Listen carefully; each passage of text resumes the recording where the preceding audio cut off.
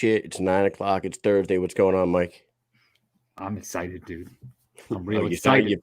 You fucking sound excited with your pumpkin spice latte. I wasn't ready 5 seconds ago, but I'm ready now. A lot can happen. I'm ready because I'm pumped up right now. I'm pumpkin. See? Some spiked pumpkin spice latte for the show, for Halloween, for fall. Oh, God. You and your pumpkin spice. Ladies and gentlemen, it's delicious, this is the Mike and Mish show. It is Thursday night, 9 p.m. on the East Coast time, and it is your favorite time of the week because it is the Mike and Mish hour, and we have a hell of a motherfucking show tonight. We got Charisa Sigala, we got Mark Irwin, Jay Jackson, and the return of Christine Misfit Ferea on to the Mike and Mish show. We haven't seen her in a while, and she had a big fight this past weekend. Our first guest has a big fight coming up, as well as the two people following her. Let's do a shout out to our sponsors real quick and get this show on the road.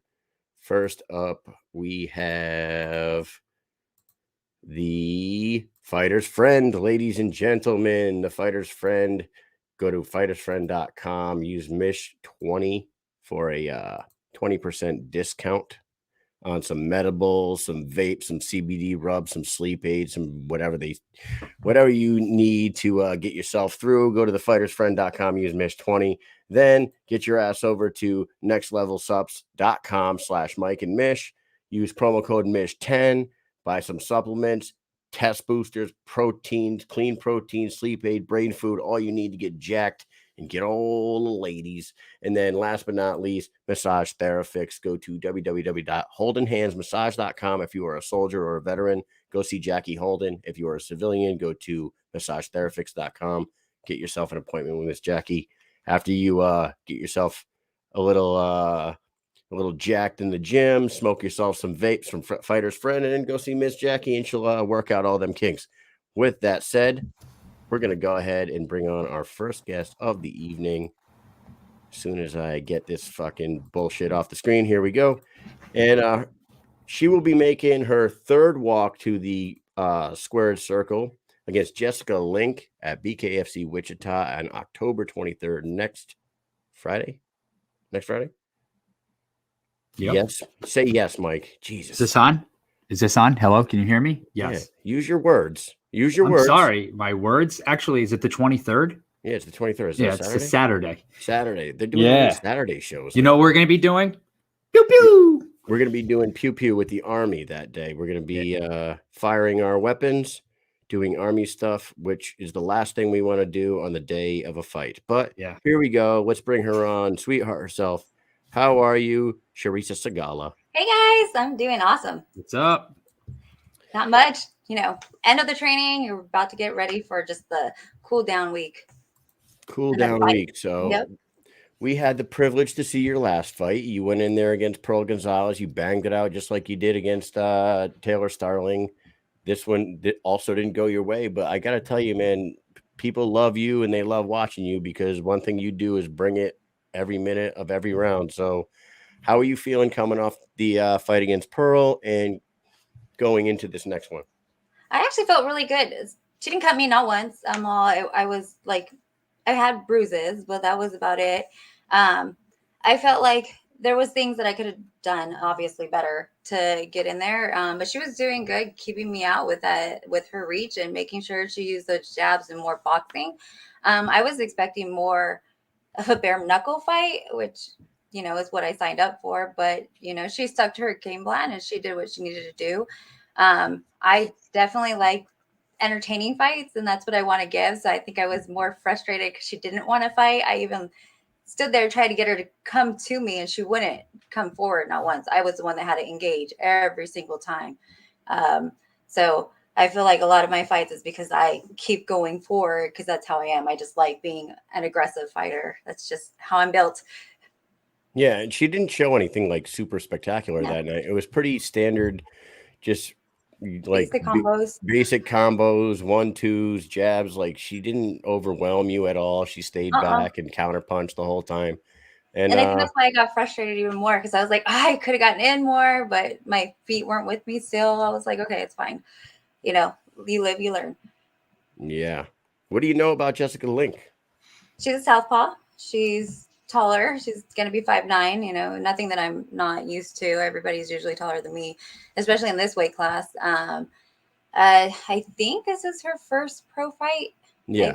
I'm pretty sure all her fights were amateur, and she's coming from a kickboxing, and then I think she did a couple MMA fights, which I did see her last MMA fight. So I don't see anything that I haven't seen before in her. So it's nothing that I'm not unexpected that I could see from her. But definitely worked on getting inside on this one, because she does have that longer reach. When I was looking into her, she does like, you know, Mm-hmm. more mixed martial arts, jiu-jitsu, Muay Thai, and But she's a white belt in jiu-jitsu. I'm a black belt. yeah.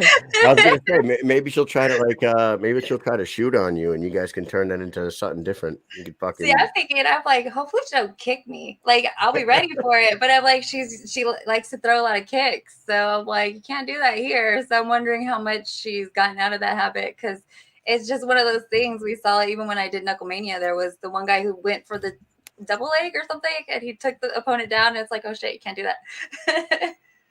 Yeah, people are very excited to see this event with you coming back in there. Jay Jackson making his second walk to the ring. He put on a nice performance in the last one, and of course the main event of this event is pure violence. You know what I'm saying? It's like Julian Lane. I want to say that Julian Lane almost got into 3 fights prior to the weigh-ins.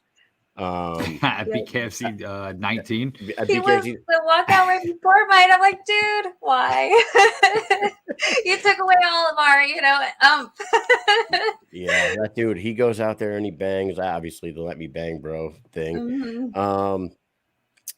Well, you know, there was a couple fights last weekend. I wanted to get your opinion on those. You had what I was going to compare was Jessica Lynx. This is going to be her first walk to the ring, her first fight, under a pro setting, under the lights with a crowd.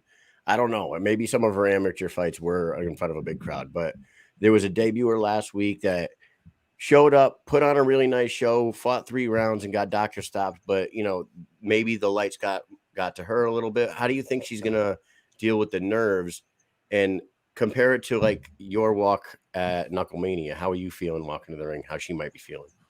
Only time will tell. Well, I mean, I fought for Combate, which was a bigger show, although they didn't have, it was in big arenas. They just didn't have a lot of people. I just have always been the type, because I have to, for school, I had to do speech and stuff like that. So I'm comfortable being in front of a lot of people, and I know how to tune everybody out because I have kids. And I mean, you guys know with kids, you learn how to tune shit out. Oh yeah.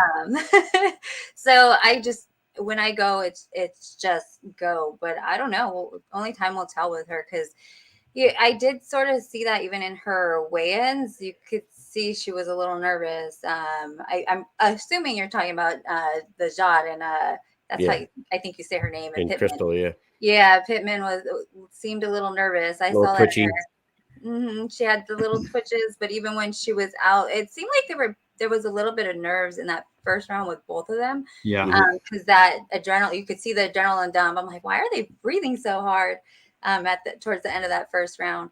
I think I've been in not wars other than the one with Taylor, but before that, I was always more of a brawler type of fighter. So I knew how to keep up the pace and to contend with those nerves that usually come in. So to me, I was like, anything goes. I don't know how much she'll be in that, because I haven't seen that when I was seeing her fights. I don't think I've seen her get into too many pocket exchanges. Right. I think more when I saw her going, she was holding somebody on the fence, or same thing, Muay Thai, holding a clinch. So I don't know how her nerves will be there. Right. So the next fight on that last card was supposed to be the Taylor Starling versus Randine situation. Mm-hmm. And actually, before we got on here, you were telling us that the commission in California, yes, had a rule similar to the Randine.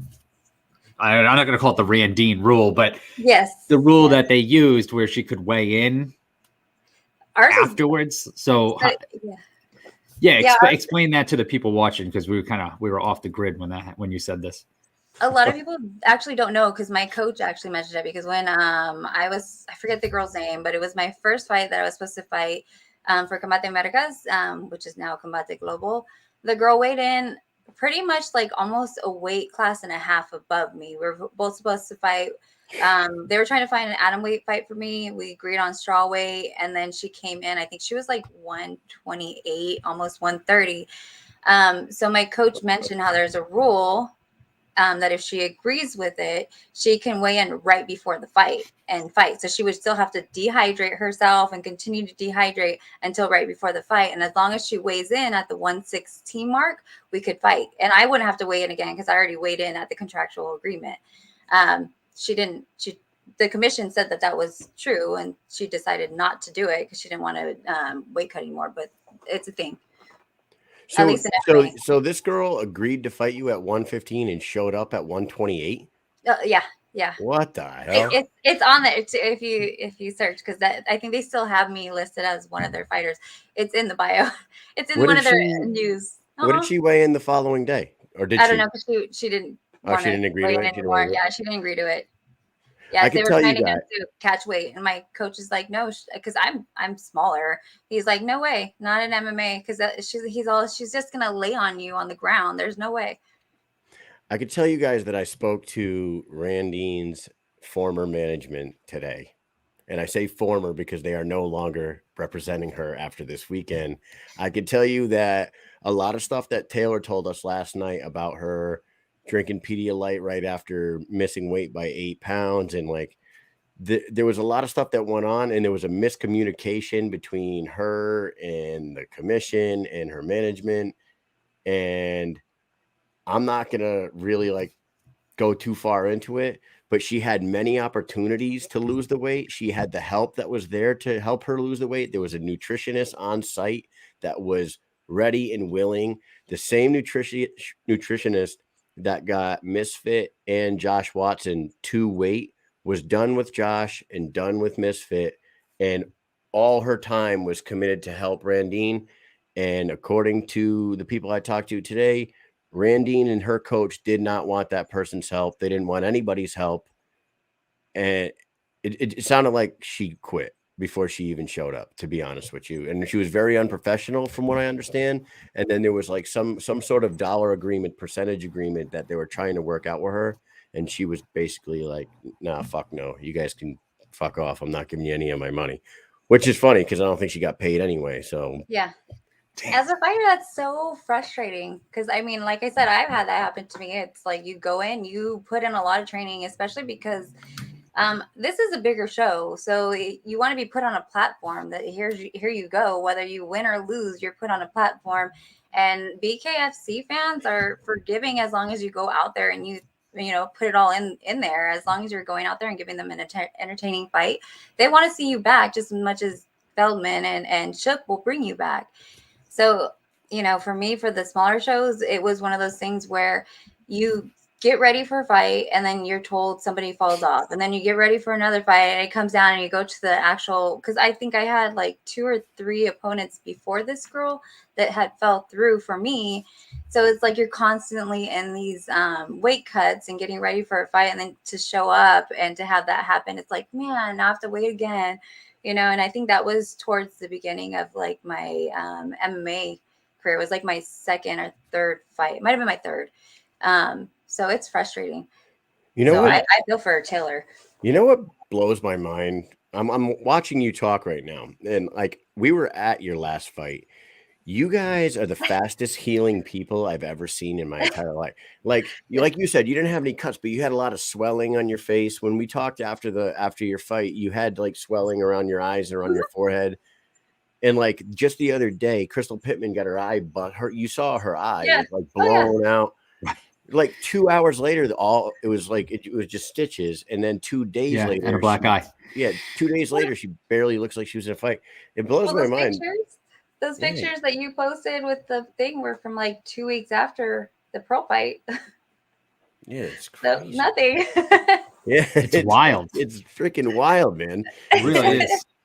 Like, I don't know. Maybe we'd heal us just as fast, but I feel like me and Mike are a couple of bitches compared to you guys. Well, you know what? But I also think that like a lot of people see that, like people who don't follow the sport might get a glimpse of it and see cuts and bruises and all that. And they go, oh my God, it's gruesome. It's crazy. It's this and that. And it's like, once the face gets cleaned off, because I mean, it's not you're bleeding, but then your blood is getting on the other person's hands, and then they're punching you in the face with your blood, and it's getting pushed in all over the place. And it looks a lot worse. I mean, I'm not going to say it's not bad, but it looks worse than I think it really is. And some people just don't understand that. Like, and swelling's going to happen. It just, that's what your body does to protect you. So it goes away. You know who's like a perfect example of that is Tyler Goodjohn. Every single time that dude fights, he looks horrible in that class. He looks like he got stung by 1,000 bees and just drenched his face in a bucket of blood. But then you see him like 2 days later, and he barely looks like he was ever even in a fight. It just blows my mind. I don't know. Was it Alistair was it Overeem that had that nasty lip cut? Yes. And remember it was like a week later, it looked like nothing. Yeah. That shit was nasty. It was like 9 days later, and it looked like he had never even been in a fight. In this, oh my God, it's fucking nuts. Robbie Lawler had a cut on his lip that was pretty crazy too. You remember that? Lawler was flapping open. That was against that was in the Rory McDonald fight. That was unbelievable. That was a fantastic fight. Oh my God. That's that moment when they stopped at the end of the round, and Big John, right? Was it Big John standing there, and he was like telling like, just go back to your corner, and they were just staring at each other. They wasted like a good 10, 15 seconds staring at each other. You had to like force them back to their corners. Get back to your corner. Like you still got to fight. And after that, Rory just went downhill. Absolutely. I think that took a couple of years off his life. Now, let me ask you about preparation for this fight. Now, with Taylor, there was quite a bit of footage on Taylor, right? You were familiar with Taylor. Pearl Gonzalez, obviously, there was like a shitload of UFC and Invicta footage. You could study her tape. How do you prepare yourself for Jessica Link when all you can find is one amateur MMA fight and nothing else? So I've seen a couple of kickboxing too, but the amateur was just a couple months. I want to say it was February. I think the thing that I've seen, especially with even Taylor and Pearl, is you can't really judge them by their MMA and their kickboxing stuff, because they do change. Pearl's was like 2 years before, so there was a lot of footage. There were things that you knew were gonna come, just based on what they had before. But there's still a different look, because you can no longer come in with those kicks or with those intentions of taking a person to the ground. But like with Taylor, I saw that she was very snappy and she liked to come in just sort of like how I did. It's gonna be like a crazy wild fight. That's exactly what you got. And Pearl still had that whole sense of, you could tell she was an experienced fighter. She had been in there quite a few times, and that's what you got with her. She was you could see the experience. So I still see the personality of the person is sort of similar in their fighting style versus what they come in here. But what's going to be different is really her nerves, because this is going to be her first pro fight. I don't think she has too many fights under her belt total. So I think this really is going to be a whole different experience, especially because it's just hands and it's a bigger crowd. So personality will still be the same. And I think some of the techniques are going to be the same, because you can't really change a whole lot in a couple months. So what you're telling us is that you're going to knock her out in the first round. I come for violence. Well, I don't know how to explain it anymore, because somebody was talking to me the other day, and I'm like, that's just how I am. I come for violence, and I see blood, and that's what I want to see. And if I don't see blood, I'm not happy, whether it's mine or hers. But this one's going to be hers. I'm sorry. I was like, I have redemption on my mind. And not against her. Just, I want to get rid of that O. Yeah, and I got to be honest with you, and I don't know I think Mike felt the same way about this. Pearl really did surprise me, because she is more of a grappler in her MMA career. She liked to take it to the floor and work her jiu-jitsu. And she didn't have much stand up in MMA as far as I remembered, but she did the work. She went to Brooklyn. She worked with the Serrano sisters, and then she went out there and she just kept it as basic as possible with you and never lost her composure. And like I was actually pretty impressed. She stayed clean and she kept she knew to keep me in length. And every time I heard them yelling at her, "Don't get into brawl, like we're not like no wars." So she made sure she wouldn't get into those wars by keeping me, at that range that she needed to keeping me out of her range. So she did what she needed to do, and that's where experience shows. I think that's the huge thing with her is the experience with that. You won't see that with this girl. She don't got that much experience like Pro does. You know what? If and when you get your win in this next fight, it puts you right back in contention. That's the thing about BKFC right now. It's so young that right when you win, you look at the girls. You have Jenny Savage is 1-1. That's a good opponent right there. I mean, she might be ready. You get Taylor Starling again at some point. You guys are probably going to meet up again down the line. Rachel Ostovich, 1-0. She's right there. And I don't know. What about is Paige gone? She's 0-2. I don't know. She might have one more. I don't know. I saw her practicing MMA the other day, and they were talking about MMA, and then her on that All Elite with she's gonna be a pro wrestler. I was gonna say that too. Ready for some wrestling. So, but that would be fun. I definitely want to get back in there. I feel like I've been with some killers in there where you see some of these girls fight. Even though they're debut girls, you see them fight debut girls that don't have much experience. But I've been in there and I've lasted 10 minutes with both the girls, and Pearl has that much more experience than me. You thought she would have done more than what she did. She didn't cut me. You just got a bruise. I bruise easily. I swell easily. You saw that from the Taylor fight. Taylor's face was worse than mine after our fight. So, I was like, you didn't do very much if you were trying to go out there. And I think the only thing she did was show how good of her stand-up was versus what everybody thought.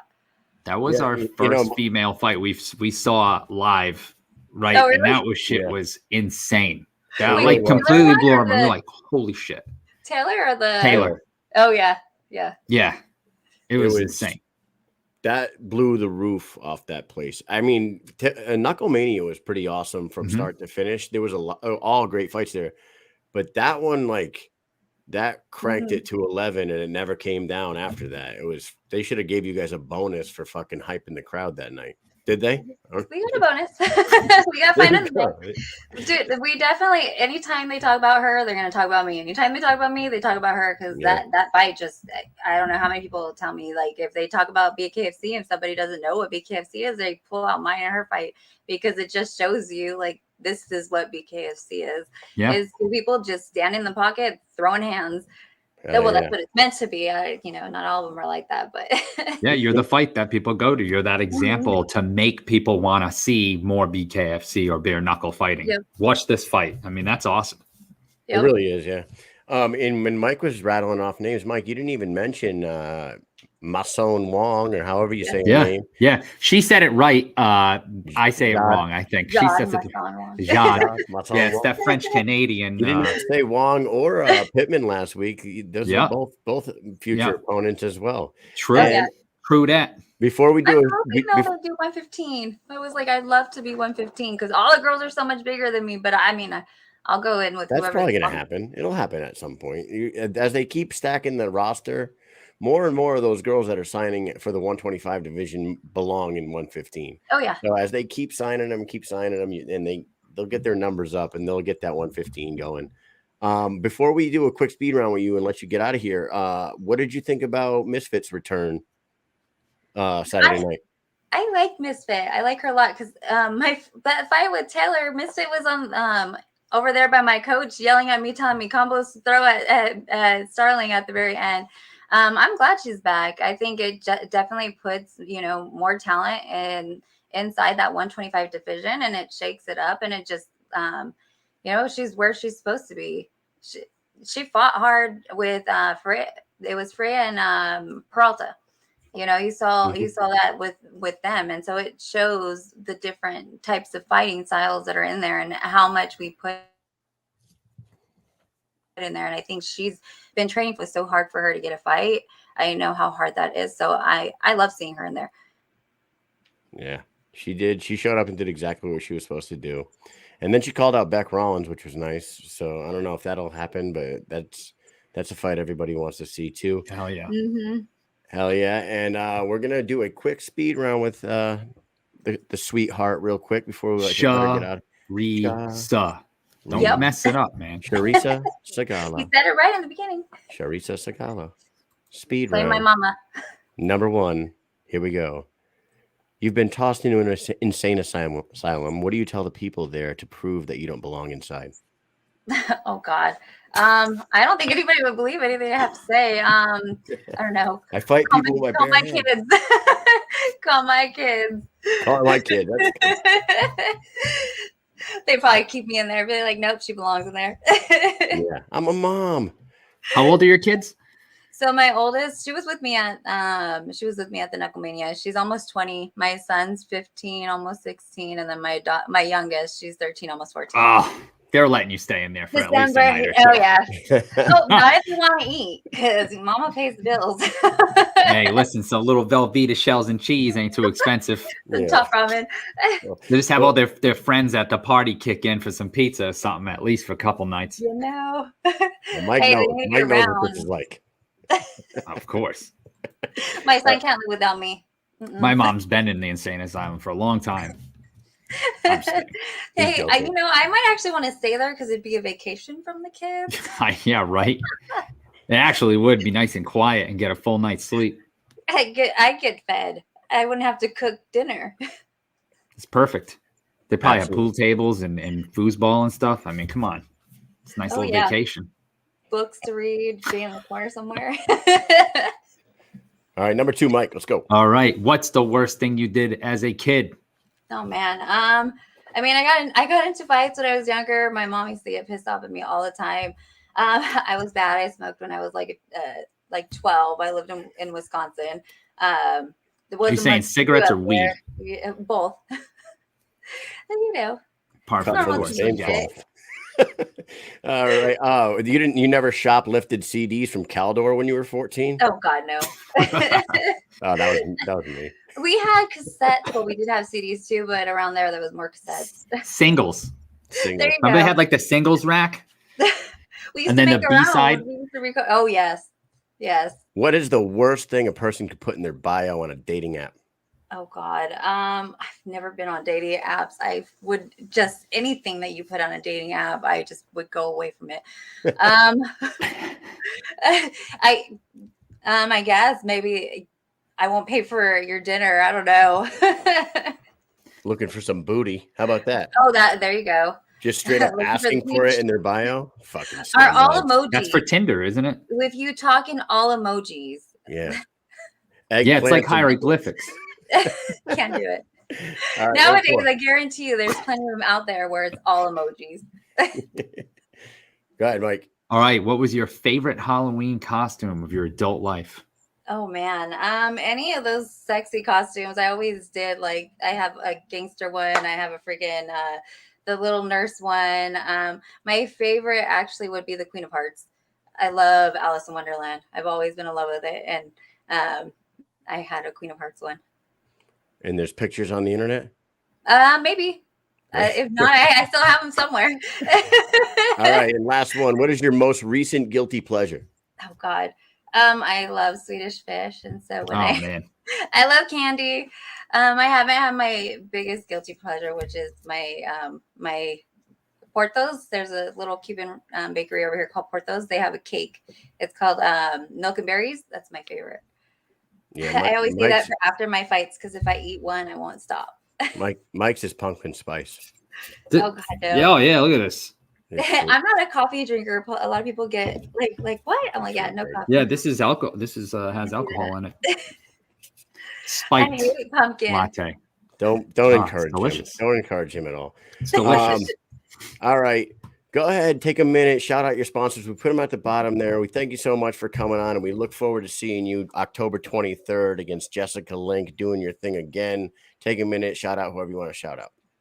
Definitely want to thank Kendra Blessed Army. She's one of the first sponsors for this one. MMAT Company, I should be having my store come up soon for the new shirts, Front Runners Exterior. And then, of course, my management company, Sucker Punch Entertainment. My agent chat's been awesome. But so far, that's what we got. Awesome. All right. Charisa. See how I did that? Right. And Big Ben said, "What's up?" He said, "You're the best." Hi. Yeah. People are excited to see you, and we thank you so much for coming on here, and we will catch up with you down the road. Thank you. I'm looking forward to put on a fight for everyone. So more Can't blood. wait. Well, if it's anything like your first two, we're up for some entertainment for sure. This time there will be a lot more Are you blood gonna? in the second How one. about you gonna drag it out 5 rounds again this time, or are you gonna? I want to put her down, but I'm on whatever I can get. If it goes 5 rounds, it goes 5 rounds. But I definitely am trying not to go 5 rounds. I want to see lots of blood and her on the ground. All right, go get the W. All right. Definitely will. All right. Have a good night. All right. Take care. Thank you. Bye. All right, there goes the sweetheart, Charisa Sigala. She's going to be fighting October 23rd against Jessica Link. Our next guest will also be making his BKFC debut that evening. He will be fighting a guy named Drake Heitfield, which I tried to look up some fights about him. We'll let Mark tell us about his opponent, Mr. Mark the Shark Irwin. How are you, sir? Hey, I'm doing good. How you guys doing? Good, great, man. Good. Thanks for having me. I appreciate it. It's good to be here. Absolutely. Awesome. You just recently signed with the BKFC. You're getting your first fight. You're a Smith Brothers combat guy. We love Kevin, and we like to get all his fighters on here and give him some time on the stick. You got some MMA experience, correct? No, boxing. You're a boxing guy. You're a 2-time state champion in California, correct? Yes, sir. That's correct. In 2 weight divisions. SoCal. 141 and 152. Yeah, and you got one pro boxing match, right? 2. I'm 2-0 with 1 knockout. 2-0 and 1 knockout. Nice. So what made you want to take off the gloves and go the bare knuckle route?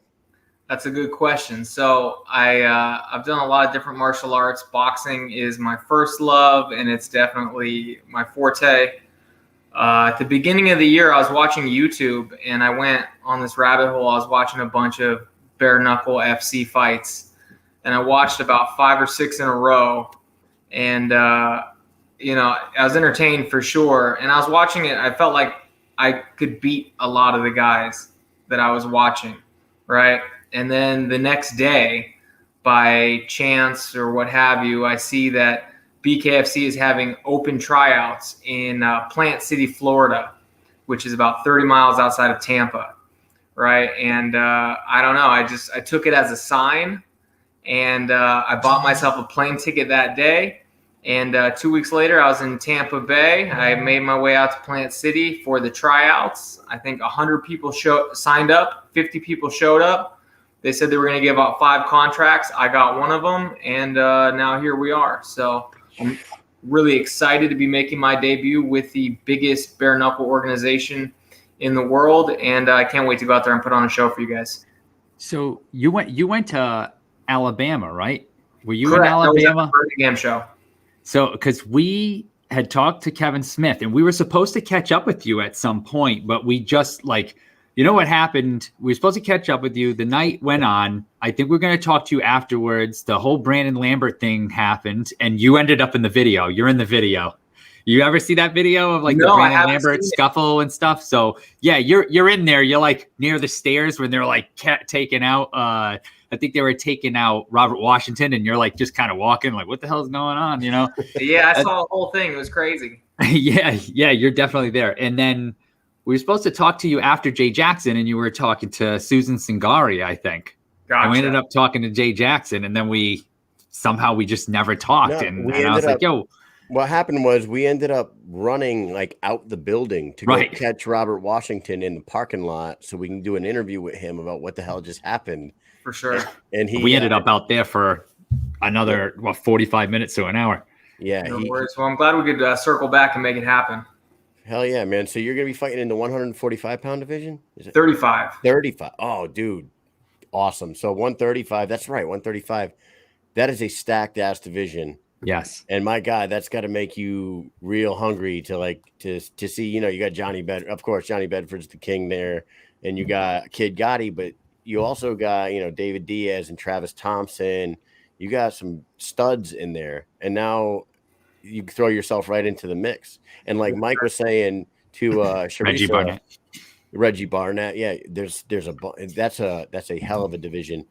Like Mike was just saying to our previous guest, it doesn't take too many wins to get yourself right into a top contender talk because of the the newness of the sport and the lack of people in the divisions. You know what I mean? Absolutely, and that was one of the appeals too for the bare knuckle game. Obviously it's a lot different than gloved boxing or MMA. I think the career length is probably a lot shorter as far as how many bare knuckle bouts you can have in a career, right? Because obviously there's a lot more danger. And then two, the ability to get to the top of the sport, right? Again, like you said, because of the newness of it. So there's so much opportunity in this sport, being that it's the fastest growing sport in the world. So that was definitely something that attracted me to making the switch and turning in the gloves. And I can't wait to get out there and make a splash next weekend. When you went into that rabbit hole, you said you went into a YouTube rabbit hole. What were some of the fights that you were watching that got you hooked? Man, you remember? Definitely Brutal Johnny Bedford is always fun to watch. He's a showman and he brings it every time. So I love watching his fights. Kid Gotti is another killer. He's a lot of fun to watch. So like you said, a lot of names in the division, no shortage of opponents to be had. Yeah, I wanted to talk a little bit about some of the, I was checking out your social media and stuff, and you have trained with some absolute murderers in MMA, like Chito Vera and Cub Swanson. Freaking Tito Ortiz is an all-time legend. Do you train with those guys regularly, or is this a normal thing for you? So for this camp, I really wanted to get outside of my comfort zone and push myself. I'm a professional boxer, so normally I train with boxers. But knowing that a lot of the bare knuckle fighters are MMA guys, I decided that it would be best for me to train and spar with a lot of MMA guys. And I wanted to find the best guys that I possibly could. Being in Orange County, California, and living in Surf City, Huntington Beach, we have, no shortage of top tier MMA gyms. And so I was able to use my connections and things like that to get in touch with some of these people. So to start camp, we did 5 weeks at the world famous Ruka Training Center, where I was sparring with Chito Vera twice a week to get ready for my fight. And as he's getting ready for his fight with Frankie Edgar on November 6th. So being there at Ruka was a great experience, being able to train with those guys and be around Jason Perillo and Tito Ortiz, Mackenzie Dern, wow. It was a trip. Every day I'm seeing someone and I'm meeting someone and I'm training with people and sparring with people that I watch on TV every day. So that was a great experience. And then for the last 4 or 5 weeks of camp or so, I've been working with Cub Swanson and a bunch of his guys that he's got over at UFC Gym Costa Mesa. And that too has been a great experience, training with him and Alp and all the guys there. So it's been a blessed camp. I couldn't have had, better training partners and sparring partners. And I'm ready to go. That's insane. Freaking, I could tell you that you probably have a little bit of a leg up on some of these other guys, because I don't know if anybody else is training with that caliber of like established professional. Dude, Cub Swanson, legend. Chito Vera, top of the game right now. Future world champion. Yeah, he's unbelievable. I mean, although Chito was the one that beat Sean O'Malley, but Sean O'Malley's still undefeated somehow. I don't know how that happened. Allegedly. Right. Allegedly. That guy. He's the one person to win that lost. Yeah, man, that's amazing. That's really amazing that you really been to say that you wanted to push yourself and find a higher caliber of fighter to train with. I mean, Jesus, you can't go much higher than that. When yeah, you I'm blessed. And so whoever, they put in the ring with me next Saturday night, it's not going to be Cheeto Vera. It's not going to be Cub Swanson, so I'll be ready for whatever my opponent has to throw at me because, it's been thrown at me, every week, this entire training camp, multiple times a week. So I'm ready to go and I'm excited. Now, I feel like I already know the answer to this question, but I have to ask it. Like, so you're training at, maybe your regular gym or other gyms, and then you go and you train with these top tier athletes. How much different is it training with them? And, what are the things that you do different with them that you wouldn't do like somewhere else? What does that professional edge bring to training?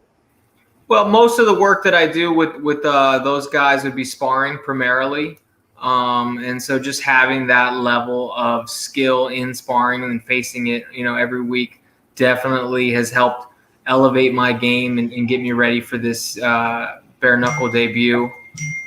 So primarily sparring, but some strength and conditioning and things like that too, which is always, motivating and encouraging when you look to your right and you got a UFC fighter, that you're going back and forth with. You look to your left and it's guys from Bellator that you watch on TV, and it definitely helps you hit another gear and push to another level when you're in the training room with guys like that. Would you say that Tito Ortiz's head is the largest head that you ever saw in person? Tito Ortiz's head is bigger than my whole body. That guy is a shaved gorilla. He's absolutely massive, and he's a good guy and a cool dude, and a good guy to have in the training room. Shout out to Tito Ortiz. Yeah. Tito's a legend. I bet that dude's got a dome on him. I'll tell you. Yeah, he's a gorilla. He's a gorilla. Also, one half of the greatest press conference in the history of, yes. of MMA with Chael Sonnen in the Jackal story, and oh my God, it's the best. Tell me another Jackal story. When I was looking at your social media and trying to find pictures, where I grab photos to make the ads for this show is off people's social media. It's the only place I can go. Did you have the bare knuckle tattoos on your stomach prior to signing with BKFC? I did. Yeah, I had gotten that a couple months before I made the trip to the tryout. So it was kind of by coincidence. But like I said, I grew up watching boxing. I love the sport of boxing and MMA too. And I definitely have an appreciation for the history of the sport. So I'm a bit of, an expert, so to speak, when it comes to combat sports history. So following bare knuckle and the introduction of the Queensberry rules and getting rid of the old school London prize ring rules, and then the reemergence of the sport. So just to pay homage to that. And I'm really excited to have an opportunity to be at the forefront of the reemergence of this sport because, bare knuckle, not only is it the original combat sport, it's probably the original human sport. If you go back to Athens, Greece, and ancient Egypt and places like that, they had people boxing, before Jesus Christ walked the earth. So to be, in the sport and to be with the largest bare knuckle organization on the planet at its reinception is very exciting to me to have this opportunity to go out there and show out, on such a big stage. Well, you should. You probably know that the BK Hall of Fame is, I think, about 45 minutes from New York. Are you going to be at the New York card? Are you going to make your way up there, like after you fight November? Maybe go there, show your face, do a little mingling, and maybe hit up the Hall of Fame while you're there. Yeah, absolutely. I wouldn't hate that. We'll see how things play out, but I would love to. Absolutely. I know they have that big heavyweight championship match with Joey Beltran coming up. So I wouldn't hate that. Jump on that Smith Brothers van and get that ride up there, Get see some fights. I mean, I want to say that Travis Thompson is on that card. Okay. Nothing's official because what you will learn, and this if you haven't already, this is what you'll learn, and I'm gonna say this is my one time that I kind of I shoot at the BKFC all the time on this. We don't find out who's on these fight cards till about 10 days out from the fucking event, and it drives us crazy because we want to get these fighters on and promote the event, and we want to get people like with the New York one. We only live a short drive away, and we're trying to rally some people up that want to buy tickets and go watch these fights, and they're like, "Who's fighting?" I'm like, "I don't know." I don't know. I don't know. I know Arnold Joey Adams Beltran's is fighting. Beltran and Adams is fighting. That's all you need to know. Right. Yeah. So, for us. but I'm saying, what I'm saying is like, without it officially being known, Travis Thompson, I think David Diaz might even be on that card up there. A couple of debuts, Gibson, Nolan. There's some guys in the division that you will be making your way into that you can get up there and take a look at. You know what I mean? Yeah, and I'm always scouting opponents. I like to watch tape and see what I can see about guys to try and get any edge, that I can get. So if there's going to be a lot of 35-pounders fighting on that card, I'm definitely going to be all eyes and ears, as I'm looking at my next opponent down the road here. All right, so speaking of scouting, you said you like to scout future opponents. What do you know about Drake? Is it Hatfield or Heitfield? Hatfield. I don't know how to pronounce it. We haven't met personally, so I don't know him. I only know of him. But I've done a little bit of research on YouTube. I found an MMA fight and a boxing match. So a little bit of, rounds to watch and try and gain some insights from. You saw enough to formulate a game plan and feel pretty comfortable about going in there and fucking getting the job done. Yes, sir. I don't want to, speak too much to strategy and things like that, but definitely I see where my opportunities are going to lay in this fight, and I have a pretty strong idea of what I want to look to do when I get in there and how I want to go about my work for this fight. So I always wonder what goes into like the scouting of the opponents in this sport, because nobody's fought. You know what I mean? Like, nobody's fought. Everyone's either a debut or they have one fight. It's like, how much can you know about your opponent? It's really not. You're just prep yourself for a one-on-one fist fight, like a true street fight. Yeah, and just get ready for a street fight, and the one thing that surprises everybody is the pace of the bare knuckle and the ropes. Have you felt the ropes? You get inside the ring and bang off them a little bit? I have, yeah. And, that's a real insightful point that you make, because there really is no way to prepare for bare knuckle. A lot of people like to ask me that, oh, what are you doing differently for your training? Are you sparring bare knuckle? Right. No, I'm not sparring bare knuckle. Right. It would be not sustainable. Yeah, it'd be silly.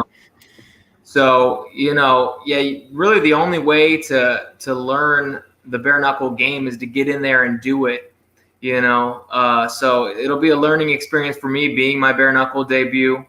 Like I said, I made some changes as far as training with a lot of MMA guys as opposed to training with traditional boxers. I've been doing a lot of hand strengthening exercises to try and strengthen the muscles and the bones in my hands so they'll be better suited for that bare knuckle contact. And then obviously, trying to watch as much bare knuckle as I can to try and gain as much insight as to the style and the speed and the pace, kind of like you mentioned, so I can formulate a strategy and a style specific to this sport. I think it would be foolish to try and come in here and to just try and box in a bare knuckle fight, because it's not the same. So yeah, it is. It's a totally different thing. And shout out to Evan Zentar, who just dropped a link in the comments here. After I'll get a picture up here in a second for everyone. Yeah, after saying I didn't know who was on that New York card, he dropped a link in there, and now we know at least 4 or 5 fights. And Zach Kalmus versus Nolan Smith, ladies and gentlemen, show up for that one, because that one's gonna be fucking fireworks. Yeah. Zach Kalmus, the muscle shark. Yeah, the muscle shark, the shark and the muscle shark. I mean, have you ever talked to him? Yeah, so he was actually at the same tryout as me. So okay.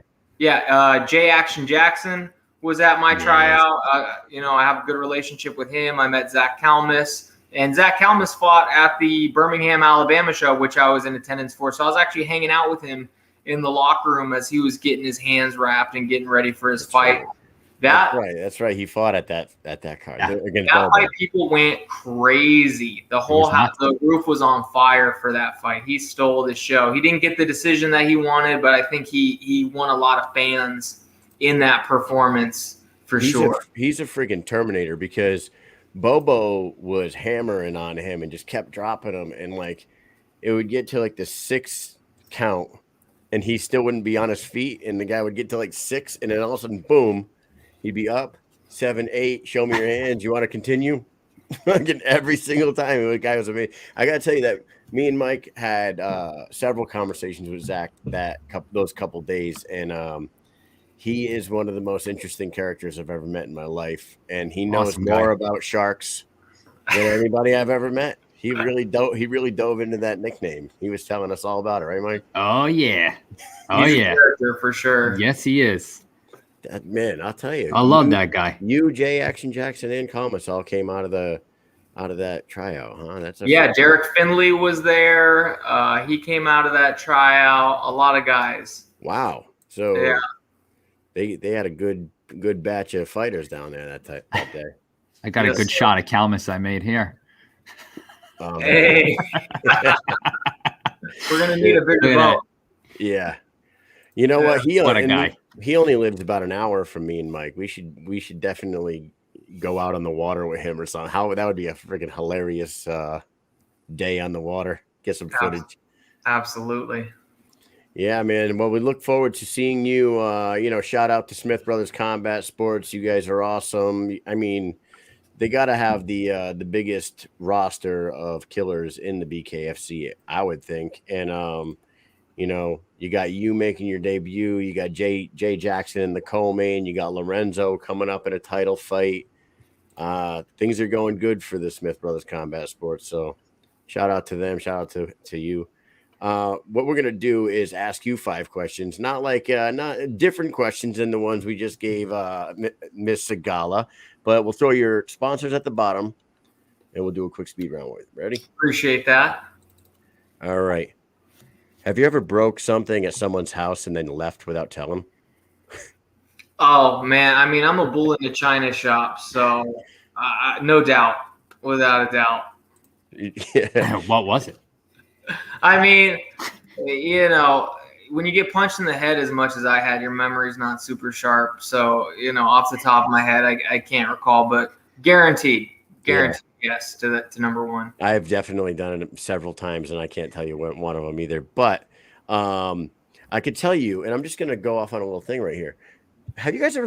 Oh, God, I feel like such a fat fuck. Listen to this. I'm a 205 pounder. I am not a fat fuck.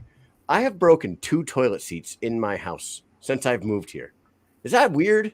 Like, do I just sit down really hard when I shit? Like, I don't. Maybe you need to invest in some top tier toilet seats, dude. And they break in the same spot. It's not like I broke the hinge. Like halfway up my thigh, the fucking thing breaks, and then it pinches my goddamn leg, and then Amy fucking yells at me for being a fat fuck. You're too aggressive. Sounds like it might be more than a coincidence. Yeah. Right. I'm an aggressive shitter. All right, I get it. Number 2. Favorite horror movie? Oh, that's easy. The Shining. Nice. Yeah, without a doubt. Stanley Kubrick, one of my favorites. It's probably the best of all time. 100%. It's not everybody's favorite, but it's probably the best horror movie of all time. My favorite horror movie of all time is Candyman, but I wouldn't put Candyman above The Shining for sure. Yeah, Kubrick films are top tier. Absolutely. Number 3, here we go. What is your go-to music when you're in the gym? Either gangster rap or rock and roll or punk rock. Well, Wu-Tang forever?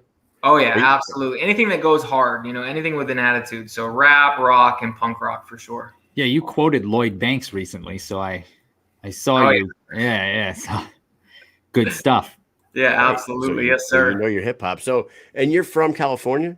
Yes, sir. I was born in San Francisco, and I've lived all over San Fran, San Diego, LA, Orange County. So, you like East Coast rap, though? I'm a Tupac guy first and foremost. So, West Coast is the best coast for sure. The ambitions of a riot. Yes, sir. All right, number 4, Mike. What is your greatest strength and what is your greatest weakness? Good question. Cardio and willpower, definitely. I was a track and field athlete, collegiate track and field athlete before I ever got into combat sports. So I got an engine and a gas tank for sure. And I always say a lot of times your greatest strength is your greatest weakness and vice versa. I'm nothing if not aggressive, and it definitely works to my favor more often than not, but sometimes can come around to bite me in the ass as well. So that would probably be my answer for the second half of that question. That's an excellent answer for sure. Mm-hmm. And last one. What is the meanest thing you've ever done to get back at someone? Oof. Broke their stuff and didn't tell them? You know what? That's a good question. In high school, I got in a street fight with a kid, and when he drove away, I threw a rock at his car and it went through the back windshield and shattered the whole thing. So there's something that there's something for number one too, something that I broke. But that's probably the meanest thing I ever did. Is I beat someone up and then I broke their window. I don't feel like that was mean. He had it coming. Yeah, 100%. I was at a fight. I mean, I was at a house party back in the day where there was a giant fight in the driveway, and the kids that were fighting, it ended up getting broken up, and the kid got in a car and went to leave, and the other kid took this big ass rock, and he ran and he threw it straight through the windshield into the lap of the kid that was driving the car. Ouch. Dude. Fucked that kid up so God, bad, and the police ended up coming, and the kid that threw the rock through the windshield got in a lot of trouble for that. Yeah. I was like, holy shit. That's some hospital bills right there. The fight was, the kid that threw it was a big boy, probably like a 6'3", 260 pounder, like a big giant guy. And he picked this rock was like this big. Oh my God. It probably friggin' broke the guy's hip, man. Yeah, it landed right in his lap. Jeez. It probably broke his ribs. I don't know the extent, but yeah, you're a crazy man, Mark Irwin. I'm glad I'm old and I sit in the house when I'm home, Fuck all that house party rock throwing shit. I'm over it. Yeah. That's for the birds, man. So hey, October 23rd, Drake Heitfield. I don't know how to say it, but we're looking forward to seeing your debut. We seen you, who you train with, and we know who you're signed with, and we know the team you're rolling with. So getting a W here in that division that you're in, we're really excited to see this. Go ahead and take a minute, shout out some sponsors, and say whatever you want to say before you get out. Thank you. Yeah, shout out to my sponsors, CBD Health Solutions, Boss Cat Kitchen and Libations, Sean Topper Tattoos, Argos, and what else? I'm forgetting one. South Shores Building Services. Yeah. So thank you to my sponsors. Thank you to Smith Brothers Combat Sports. Thank you to Nate Shook, David Feldman, everybody for the opportunity, all the fans of BKFC. Thank you to you guys at the Mission Accomplished podcast for having me on. It's been cool. I appreciate you guys. We'll have to do it again after my win. Absolutely. You come right back on. For sure, man. Good luck, and we will talk to you soon. Thank you, brothers. Cheers. Take it easy. All right, Mike. Yeah. Guess what time it is? Hey, what time is it? It is time for a new segment on the Mike and Mish show. Ladies and gentlemen, hold on, let me get this guy sponsors off the thing. Ladies and gentlemen, we got a new fun segment on the show. Mike, it is called... Hey, get off my lawn, you stunad. What the fuck? It's the Stunad of the Week, brought to you by Mike and Mish on the Mission Accomplished podcast. The Stunad of the Week, Mike. We have some contenders on the board there, mainly along the bottom. The top guys are all-time Stunads. Who do you give for the people watching at home a fucking Stunad? Like, this guy's an asshole. He's a dumb, stupid. He's not in touch with reality. This fucking Stunad. I'm gonna give it to Hungry Bob Ross. Hungry Bob Ross. Yeah, Hungry Bob Ross, the guy who put his paintbrush down and just started eating human flesh. Yeah.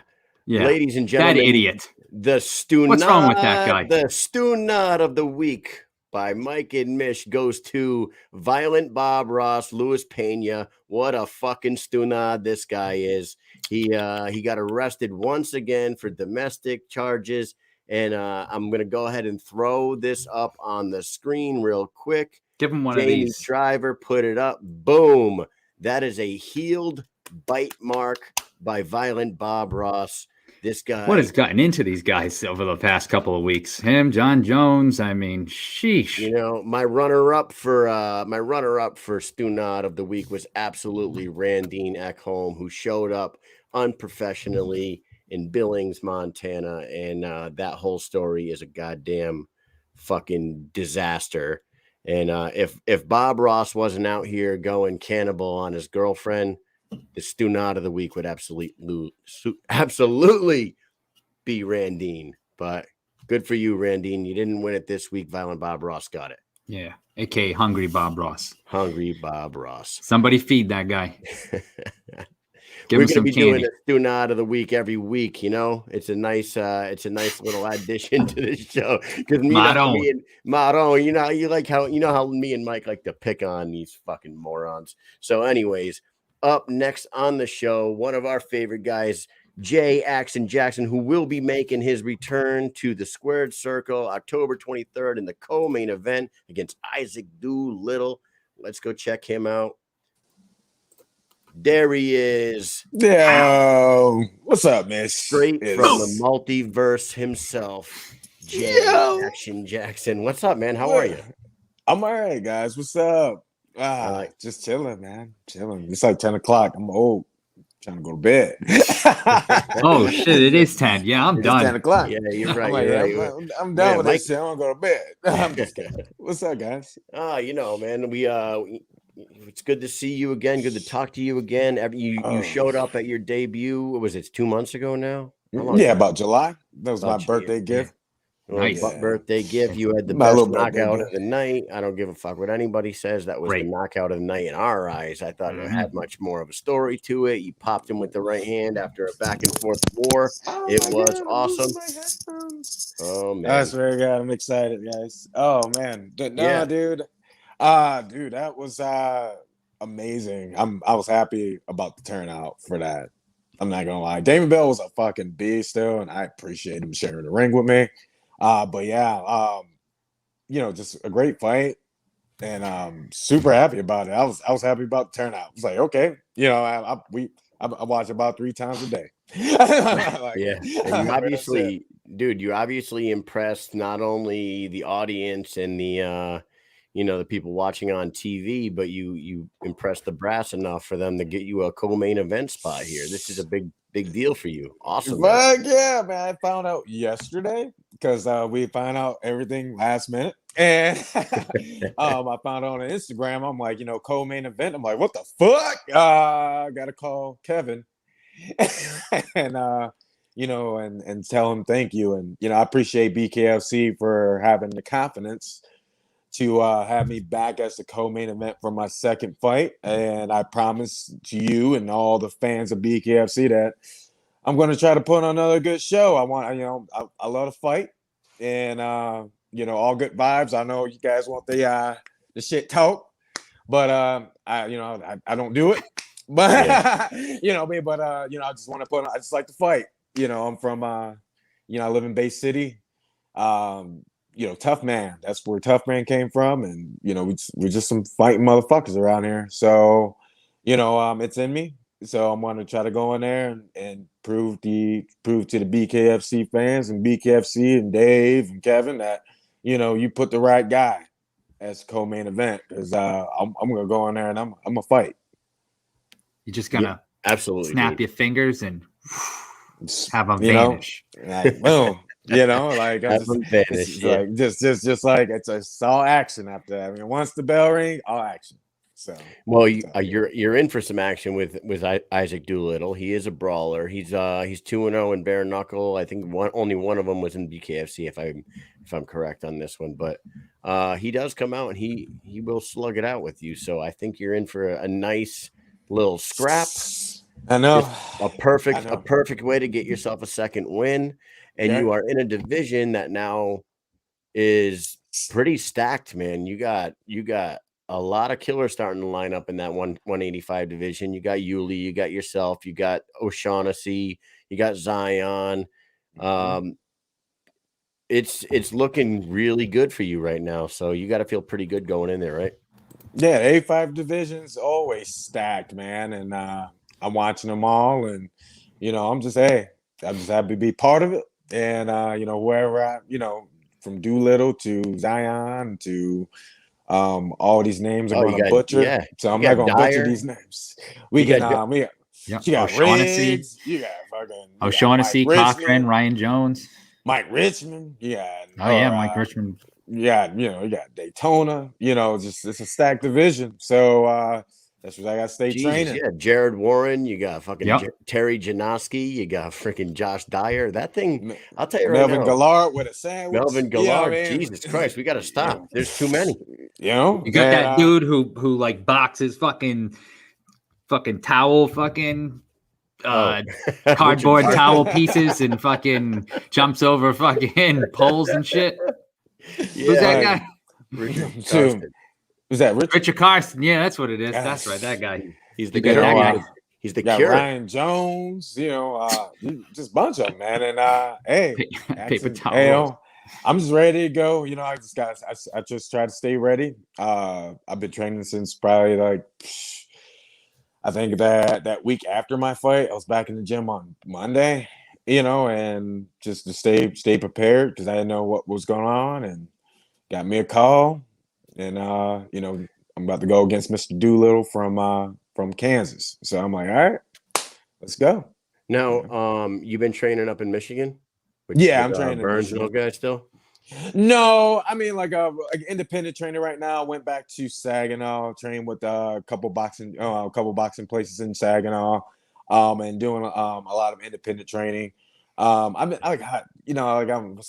I'm from here, so I just have a routine here, and I just kind of just stick to my routine, stay to my lift, stay with my yoga, and then try to get me some sparring in, and then speak some strategy.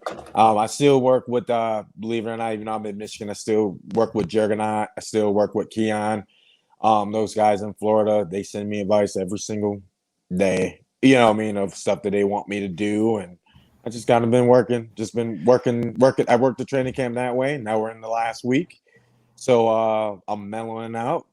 And just stretching out, make sure all the nicks and the clicks are not popping, and just get ready to go. Eating good. Do you find yourself doing anything different this training camp as opposed to your first training camp? Now that you got your debut out of the way, what the actual fight is more like now.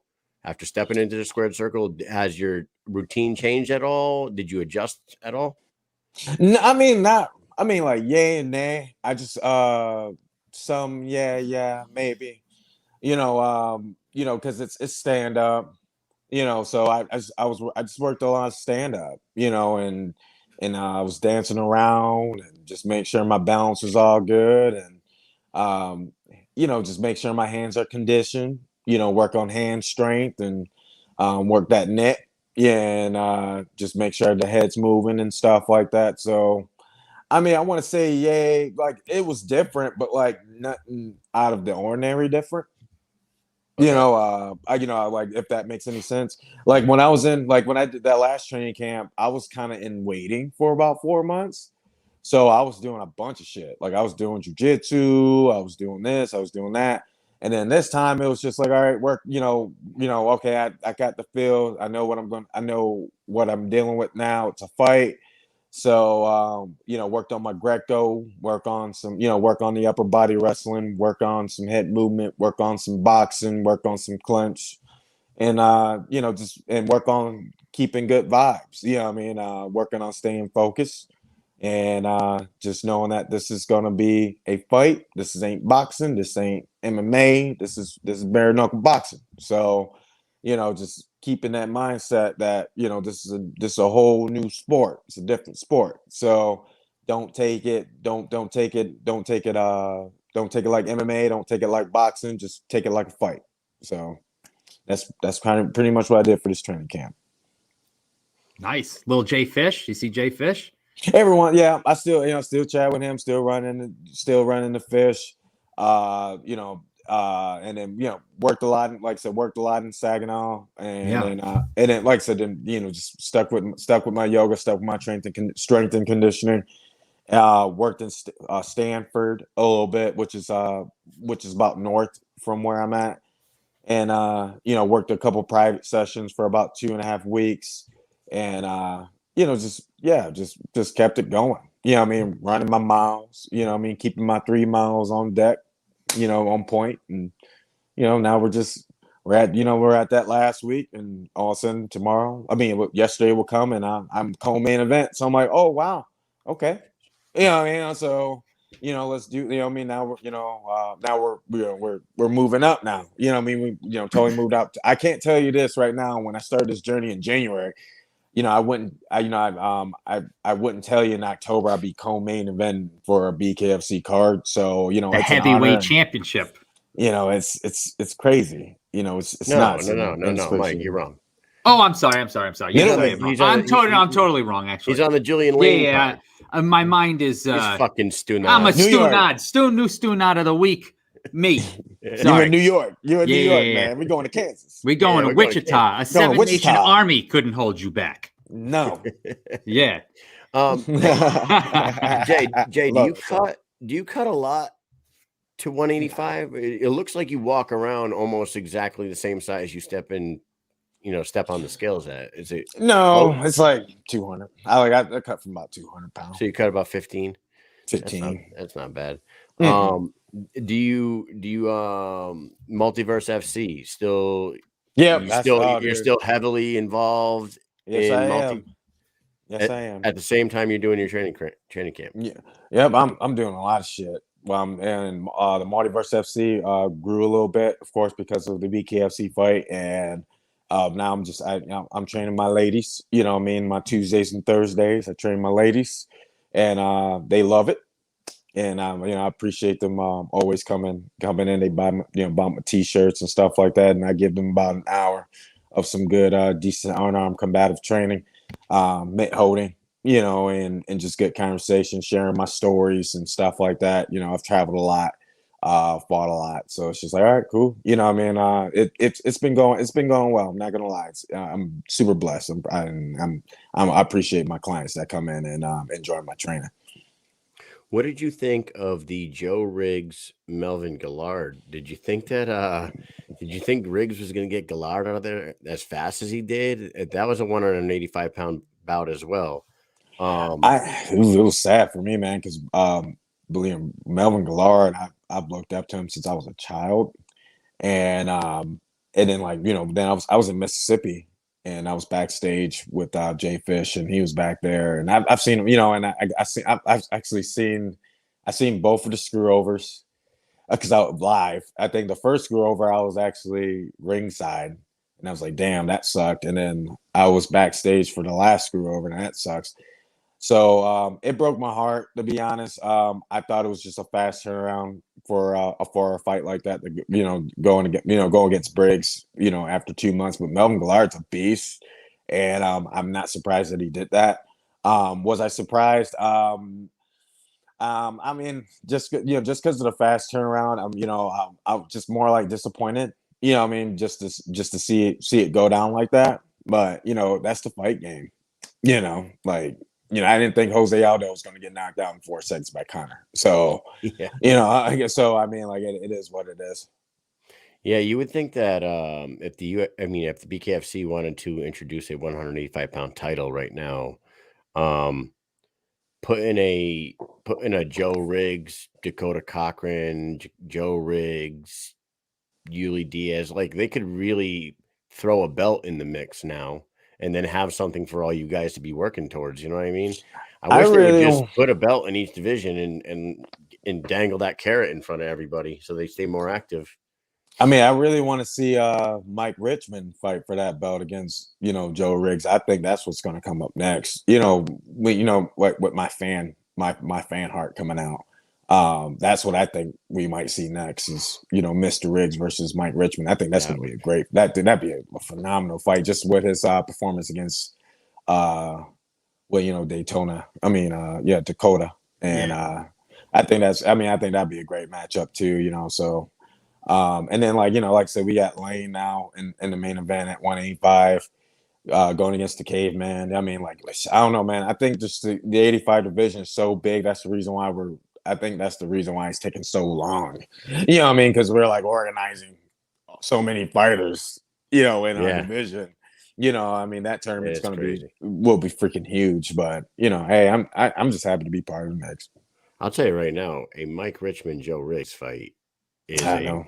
friggin' barn burner right there. I would love to see that fight. Yeah. Holy Yeah, shit. yes, me too. I mean, just like I think that'd be. I mean, because like I said, I listen to everything, and Richmond's taking. Richmond wants the big fights, and I think that'd be a great one for him. For the belt. I mean, like Daytona Cochran is. That was the. I for a while I thought that he was already the champ.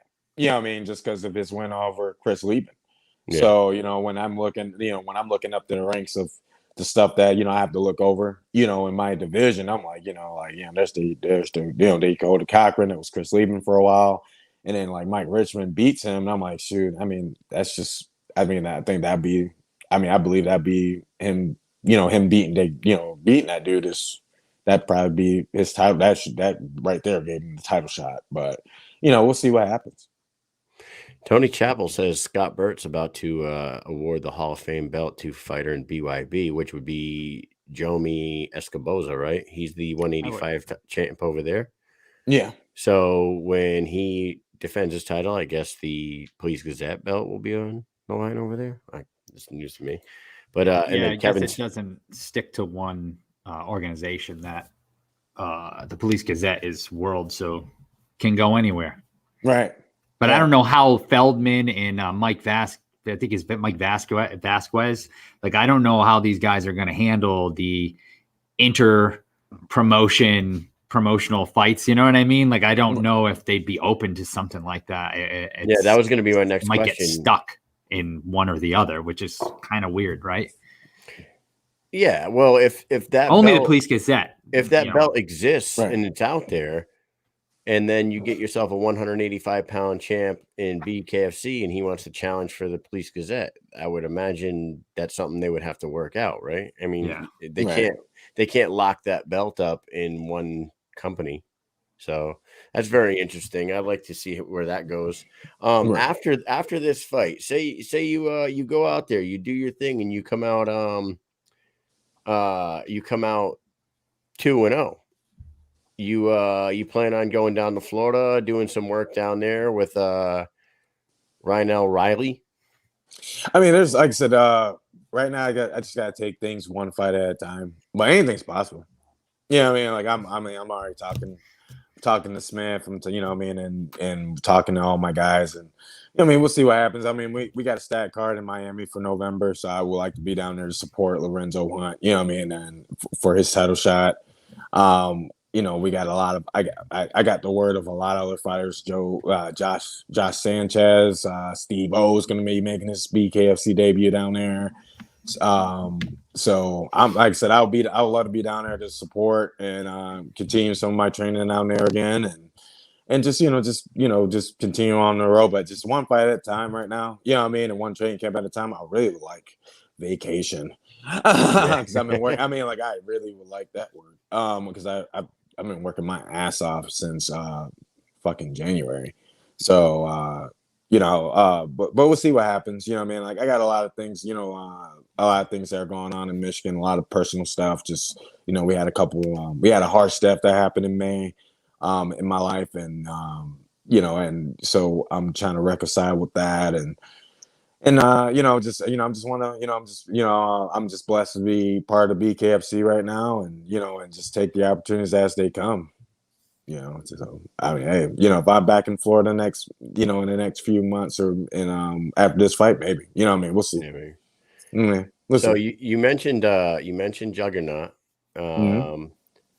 Talk a little bit about that Hector versus Lombard. I mean, Hector versus Juggernaut fight, and your thoughts on this, and how does it play out? Mr. Juggernaut is a wizard. Okay, super fast for how heavy it is. How heavy he is. So I'm Team Juggernaut all day. Especially now training with him and knowing him personally. He's determined to get that belt. He's constantly just training every single freaking day. I mean, he was helping me train the night before his fight his last fight against Dyer. Yeah, I mean, and he's just a go guy. So, I mean, you know, you may be looking at your next 205 champion right there with Lorenzo Hunt. And I mean, I think he's a great face for BKFC. He's got a good voice, he's got a good look, and really good friend and really good training partner. So, I'm 100% Team Juggernaut. Not just because he's one of my coaches, but just off his work ethic alone and his skills. He's a wizard. I think a lot of people agree with you. I think so too. I think I honestly, we could all feel Lorenzo's pain having to watch Riggs and Lombard fight for that belt. Oh God, I know. Riggs coming off a 2-year layoff, and like it didn't make any sense to anybody when you got a guy walking around 7-1 or whatever. Lorenzo, is he 7-1? 6-1, 6-1. 6-1. A guy walking around 6-1. He fights every 3 months for the damn company. He's at every single event, pumping the company up. He's basically made himself the face of it. Every time we go to an event, he's all over the place, talking to fans, taking pictures, signing autographs, raising money for charities, doing interviews. Yeah, he's working for Susan Singari, cornering people. Doing cuts. He's everywhere. Right. And then they announced that title fight, and like it hit everybody everybody had the same confused look on their face, like, what the fuck? So we're really happy for Lorenzo to be getting that title fight. And I know he's your friend, so that should be really cool. Oh yeah, it's gonna be awesome. I can't wait. I can't wait for him to get that W. Well earned. Mr. Lorenzo Hunt, well earned. Yeah, somebody in the comments, Susan Walker, says Hector's going to fake an injury or something and back out. I've been hearing that a lot lately, so it's like a lot of people are saying that. That's not the first person I've heard say that. I wanted to ask you a non-fighting question. You are the owner of the Multiverse FC. Yes, I am. Did you watch What If? I watched all the motherfuckers, bro. Hell yeah! About time we got into the good questions, yeah, man, dude. What if? Yes, I did. What If was fantastic. And it was amazing, and it was well done. Yeah, and so then well done. The way they did the finale, where they tied like every single episode into that, it was fantastic. I wanted to get your opinion on it, man. Oh my God, it was so fucking good, dude. It was so good. I loved all of them. That last episode was amazing. I love the zombie episode. Oh man, I really underestimated What If. I was like, I'm gonna just, like that, because low-key was hype. But then What If came out, I was like, it's gonna be all right. It's gonna be cartoony, and it totally wasn't, man. It was so good. I just mad they kept killing off Tony. They killed him off on like every damn episode. I was like, man, I didn't stop killing Tony. And then Tony shows up in the last episode in some like crazy weird colored suit. And well, I believe that. Okay, so that's I mean, like, because I'm like that big of a nerd. I think they cut that episode. I think we were supposed to get an episode with Tony taking the you remember in the Avengers when he took the nuke and he blew up the stuff and went back into the wormhole, and it was the end of the first Avengers. I think that episode was supposed to be the one where he doesn't make it back and he gets stuck in space, and then he makes it to then he becomes like, he takes the place of like the Hulk and Thor Ragnarok. So I think they were going to go into that factor instead. What if he didn't come back from outer space and stayed in space and went to and fought for the Night of Champions and all that good stuff, like the Hulk fought in Thor Ragnarok. So I think that's what they were going with that. And I like I said, but still, I thought everything was fantastic. Them busting up the multiverse, Ultron. His freaking armor was dope.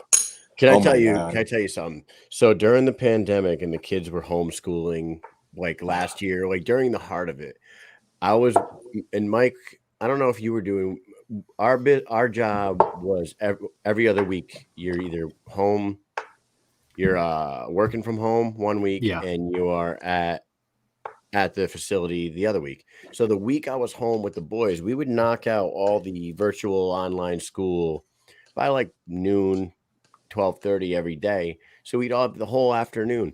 So we started doing like Facebook lives where we were doing chalk brackets on the driveway. And we were like, best breakfast cereals, best this, best whatever. And then we did best or strongest Marvel villain. And we had these brackets set up, and it ended up being Ultron versus somebody in the final and winning. And like, you should have seen how fucking the people in the comments were like, Ultron. I'm like, honestly, Ultron's one of the strongest in anything ever, man. Facts. And then this came out, and it kind of like solidified our bracket. It's so that, and they gave him all the Infinity Stones. He got no soul, so he don't give a fuck. It was oh god, it was so great. I was like, oh man, like that turnout of What If was really good. I'm hooked. I cannot wait for Spider-Man now. DJ Tony, all message day. for you. DC all day, he said. Smoking Tell crack. Tony to shut up.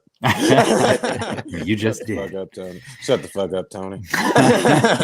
You know, Tony's nuts, man. Tony's our boy, and like that guy he was down in the thick of the SWAT team in Billings, Montana, trying to get cell phone footage. That's right. Like a goddamn maniac. Yeah, Oh my God, that's a so true good. story. Somebody got shot over across the street from the hotel, and there was a SWAT team out there trying to. In Montana? Yeah, before BKFC, or I think it was before it. Actually, I don't know. It could have been after. Man. Yeah, Dude. and there's SWAT teams out there and shit. He was literally outside, like Like hey, this. 2:30 in the morning, SWAT team. Yeah, he was behind this 4:30 Eastern. He said. He's behind this pillar like this, and he's like, I am right behind the SWAT team. The SWAT team was like 15 feet in front of him with like guns, and Tony's 15 feet behind him with his fucking cell phone. Man, Tony better stop before he gets shot in the ass. Dude, that's too funny. God, Yeah, Tony. man, too Tony funny. gotta stay safe, man. Stop, Yeah. stop, don't do that. Well, you know what that reminds me when I Who's gonna I was spin in that town, vinyl? man. Jesus, we don't Right, want he's to end got- up with some crazy fucking person doing that shit. It's just we're so funny with our cameras, man. It's just like, oh, we got some he borderline get shot in the ass. I'm really safe up in my room on like the 10th floor. I should go down with the SWAT team. It's the right thing to do. It's the right thing to do. It's Gotta like that give me- commercial. It's like that commercial. What if? Where What in if? the- when What they're if running- Tony was part of the SWAT team? Yeah, DJ SWAT team. in a different SWAT team Tony. in a different multiverse. Yeah. Hey, let's do a quick speed round with the king of the multiverse himself, Jay Action Jackson, who will be You're right fighting there. October 23rd against Isaac Doolittle in Wichita, Kansas. Wichita, Kansas. Wichita. Here we go. Number one. I'm going to ask you this: can blind people see their dreams? Yes. I Of course guess. they can Of course. with their third eye. You're a very open mind. I thought you would have because I don't think they can. I don't know, but it's weird. I don't know. Well, I mean, like, and I'm going to put this out there. I work with people with brain injury, so I got, and I believe so. You know what I mean? Like, so it's just like, because I've worked with blind people, so They can see their dreams. They I must. believe so. They It's might. just probably constructed differently never than asked what that. we see. I'll ask this week. Hell yeah, dude. Yeah, You know ask what I this mean? week. I please. might actually have a real. I actually might have a real answer for that one, but Yeah. I want to say maybe. That'd be Hell very interesting. All right, number two. Hellman's Mayo or Miracle Whip? Hellman's Mayo all day. There you go. Fuck that Miracle Whip garbage. Fuck that That's Miracle trash. Whip. That's garbage. This Too guy hates sweet. fucking Miracle Whip. Too Fucking sweet. trash. It's like Shit's nasty. it's like puke in a jar. All right, number three. Would you rather have no heat and air conditioning or no internet? Now I need my internet, so yeah, I'll be all right. You build up. What's the fire. heat? That's why they make blankets. It's like we got Yeah. sticks and blankets and jackets. And that's Number why we four. make What wastes the most time in your day-to-day life? binge watching Power on Hulu. Are you watching So, all like, the so- new shows like the Book of Canaan and The Book of No, I started like because I get downtime sometimes, and like I started Power, the original Power, over again recently, and like all of them are like dead. I mean, spoiler alert, all of them are like dead now. So it's just like, ooh, you're like watching a bunch of ghosts. So it's just like, ooh, they've canceled Christmas on everybody. they canceled Christmas on everyone except like 2 people. So it's just like, oh man, it's like I'm like watching a bunch of ghosts. It's amazing. So It's a great show. Yeah, I love that show. Tommy's line. Tommy's always like, I'm about to cancel Christmas. I'm about to on this cancel motherfucker. Christmas. I'm about to cancel Christmas. I love it. And number 5, who is the greatest horror movie villain of all time? Dude. I don't know, man. I mean, like horror movie wise, I mean, okay, so Jigsaw. I love Jigsaw. I'm not That's a gonna lot lie. of thought into things. I love Jigsaw. That's a hell of an answer, man. I love Like, Jigsaw. I asked a Me few too. people. I do the same thing when I'm coming up with these questions. I asked a few people today, and like Jason and Freddy Krueger were the first ones out of anybody's mouth. And I was like, what about Mike Myers? What about Leatherface? What about fucking Jigsaw? Well, no, like Jigsaw was killing people for like a reason. You know what I Yeah, mean? Like, and that's yeah. what makes it like terrible, especially if you've done some sinning in your life. It's just like, woo, man, I didn't pay that parking ticket. And he's like, you know what? You should have paid that parking ticket. Now I'm gonna rip your head off. He's like, shit. You know, like, don't take that change out my ass. You know what I mean? Like, but Jigsaw, yeah, like Jigsaw. I guess I love the Saw movies when it comes to horror movies. Yeah, they're Megan really says good. Pennywise. What about Pennywise? Oh, because yeah, I mean, but no, Jigsaw still. Pennywise, right. cute though. That's cute. All right, man. Well, All right, guys. Shout out your sponsors and make your prediction on October 23rd. And we'll let you get up out of here. I want to thank Smith Brothers, of course. You know, I love you, Kevin. I want to thank the Multiverse on all my clients who I've been training. They've been doing so great, and it's been really fun to share my stories and share some of my training with you guys. Juggernaut life. You know, I mean, it's a lifestyle, and we are very unstoppable. And you know, I can't wait for him to win that belt. And you know, that's pretty much it. You know, I already catch the Multiverse. You know, Kevin Smith, and my prediction for the fight. My prediction is that you know we're both technical brawlers, and you know, expect another fight of the night. You know, what I mean, you know, I'm still new to BKFC, so you know, I'm dealing with you know just the excitement of just being part of BKFC still right now. It's an honor to be co-main event, and I'm going to try to give you guys a good show for the especially for the fans. You know, I want to thank everyone that's been following my Instagram now, and you know, and everyone giving me the great shout outs for that knockout and stuff like that. You know, shout out to Damon Bell, you know, for being a great opponent. And you know, my prediction is that it's going to be just another great banger. And you know, I don't like to predict stuff. I'm not a gambler, so you know, I'm just going to tell you this right now. I'm conditioned to fight. I'm a tough son of a bitch. I think he's a tough son of a bitch. He's from Kansas and he's got a beard. So let's get it. All right, man. You have a great night. Thank you for coming. Good vibes, guys. Thank you, guys. Thanks, guys, for having me. See you soon. All right. All day, guys. Take care. Peace. All right. That was Jay Action Jackson, who will be the co-main in the Wichita, Kansas BKFC Fight Night coming up, headlined by Julian Lane and Dave Rickles. And our final guest of the night is in the waiting room right now. We're going to bring her in. She was victorious the other night in her return, her long-awaited return. She stepped into the ring and she finished her opponent. And forgive me for, was it the third round, Mike? Yes. Third round TKO. She is Misfit. She is Christine Ferea, and she's the #1 female 125-pound fighter in the fucking world. What's up? How are you? Good. How are you? What's up? There was already a joke here. When you were waiting down there, there was a joke. I had it in my head. Dare I say it? She probably already knows. Nobody knows but us. But it was a joke there. Kyle, did you see? I didn't see what was going on. Oh, you weren't paying attention, but I was. I'm sorry. There was a cat on the screen walking around, and I had a joke in my head, you know? Go figure. See? Right. Oh, no. It's only the first time you're always surrounded by it? Is that what you're going to say? Oh, absolutely. What's going on, Misfit? We haven't talked to you in a long time. You look great in your Yeah. return the other night. How did it feel to Thank you. get back into the squared circle after, a 13-month layoff or whatever it was? It felt like home. Felt like I never left. Felt like Sweet home. Sweet home Yeah. squared circle. I never left. Did your opponent surprise you at all? Yeah.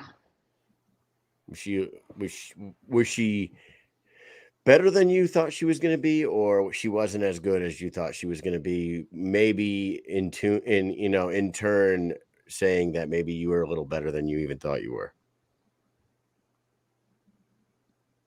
You know what I mean? She was a great opponent. She has a lot of experience behind her, and she's fought the best in the world, and she's survived most of them, except the only one she didn't survive, the world champion, was Amanda Serrano. So she's a good fighter. You know what I got from that fight was a little bit of the Reggie Barnett, Chop Chop Corley, where I feel like he wasn't ready for how physical I think that the fight that bare knuckle gets when the clinching happens and stuff, because I could see every time that clinch would happen, after a few of them, she was like, you could see on her face was like, holy shit, another clinch, like fuck. And that it really did remind me of that Chop Chop Corley fight. Like you have these good boxers come in here and they're like, fuck, I can't do this. Yeah, and I mean, we had the same coach. Me and Chop actually had the same coach that he went in with Reggie, but we focused a lot on being physical during training camp, and we really focused on how she dipped her head, and we just game planned everything perfectly. My coach is super smart, and I analyzed her as well.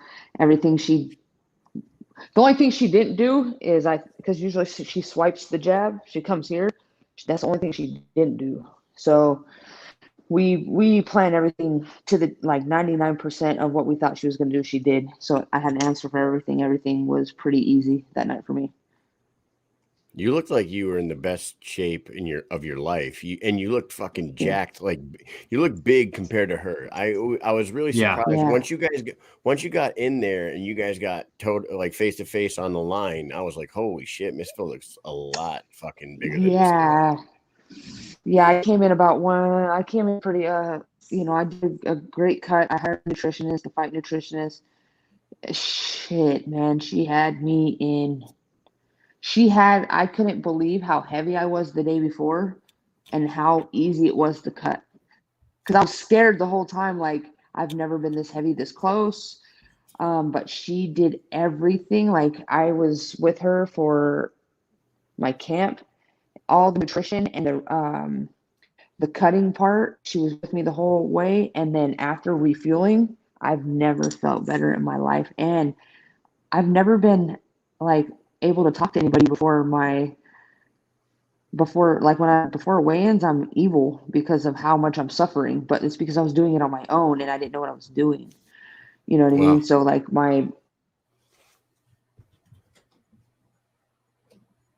we lose her? I don't know. She might have got a text or something like that. I don't know if she's trying to stop that from happening. But can you hear us? I'm not sure what happened. I can't hear you guys. No, that's cool. I mean, Did she say she couldn't hear us? I can't hear you. I don't know.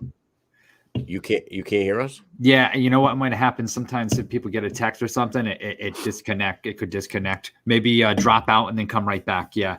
So what's crazy about weight cutting? I was gonna say, it's like a science, like a ridiculous science that I don't even understand. I don't know many people who do outside the fight game or who's doing it. It's such a science to the T to be able to eat the right stuff and then cut that amount of weight at the last 24 hours. It's just absolutely incredible. Go ahead, Mike. I don't know what happened. It went black. The whole screen. Oh shit. Well, so I just was feeding off of what you were talking about. And I was just saying how amazing it is that nutrition and weight cutting is a completely different realm in the fighting world. Like, it's a whole different thing. And I know nothing about the nutrition and the weight cuts. I mean, seeing people do it, I kind of know what people do, but I don't really know. I mean, the nutritionists have this crazy job where it's very scientific. They know exactly what they're doing. But do you know the thing that I found different from her is she's a fight nutritionist. She's for fighters. Like, other nutritionists I use were in bodybuilding, so they fucked me up. Like, they got me down, but it wasn't. My energy was not like, this fight was just perfect. Everything was perfect about it.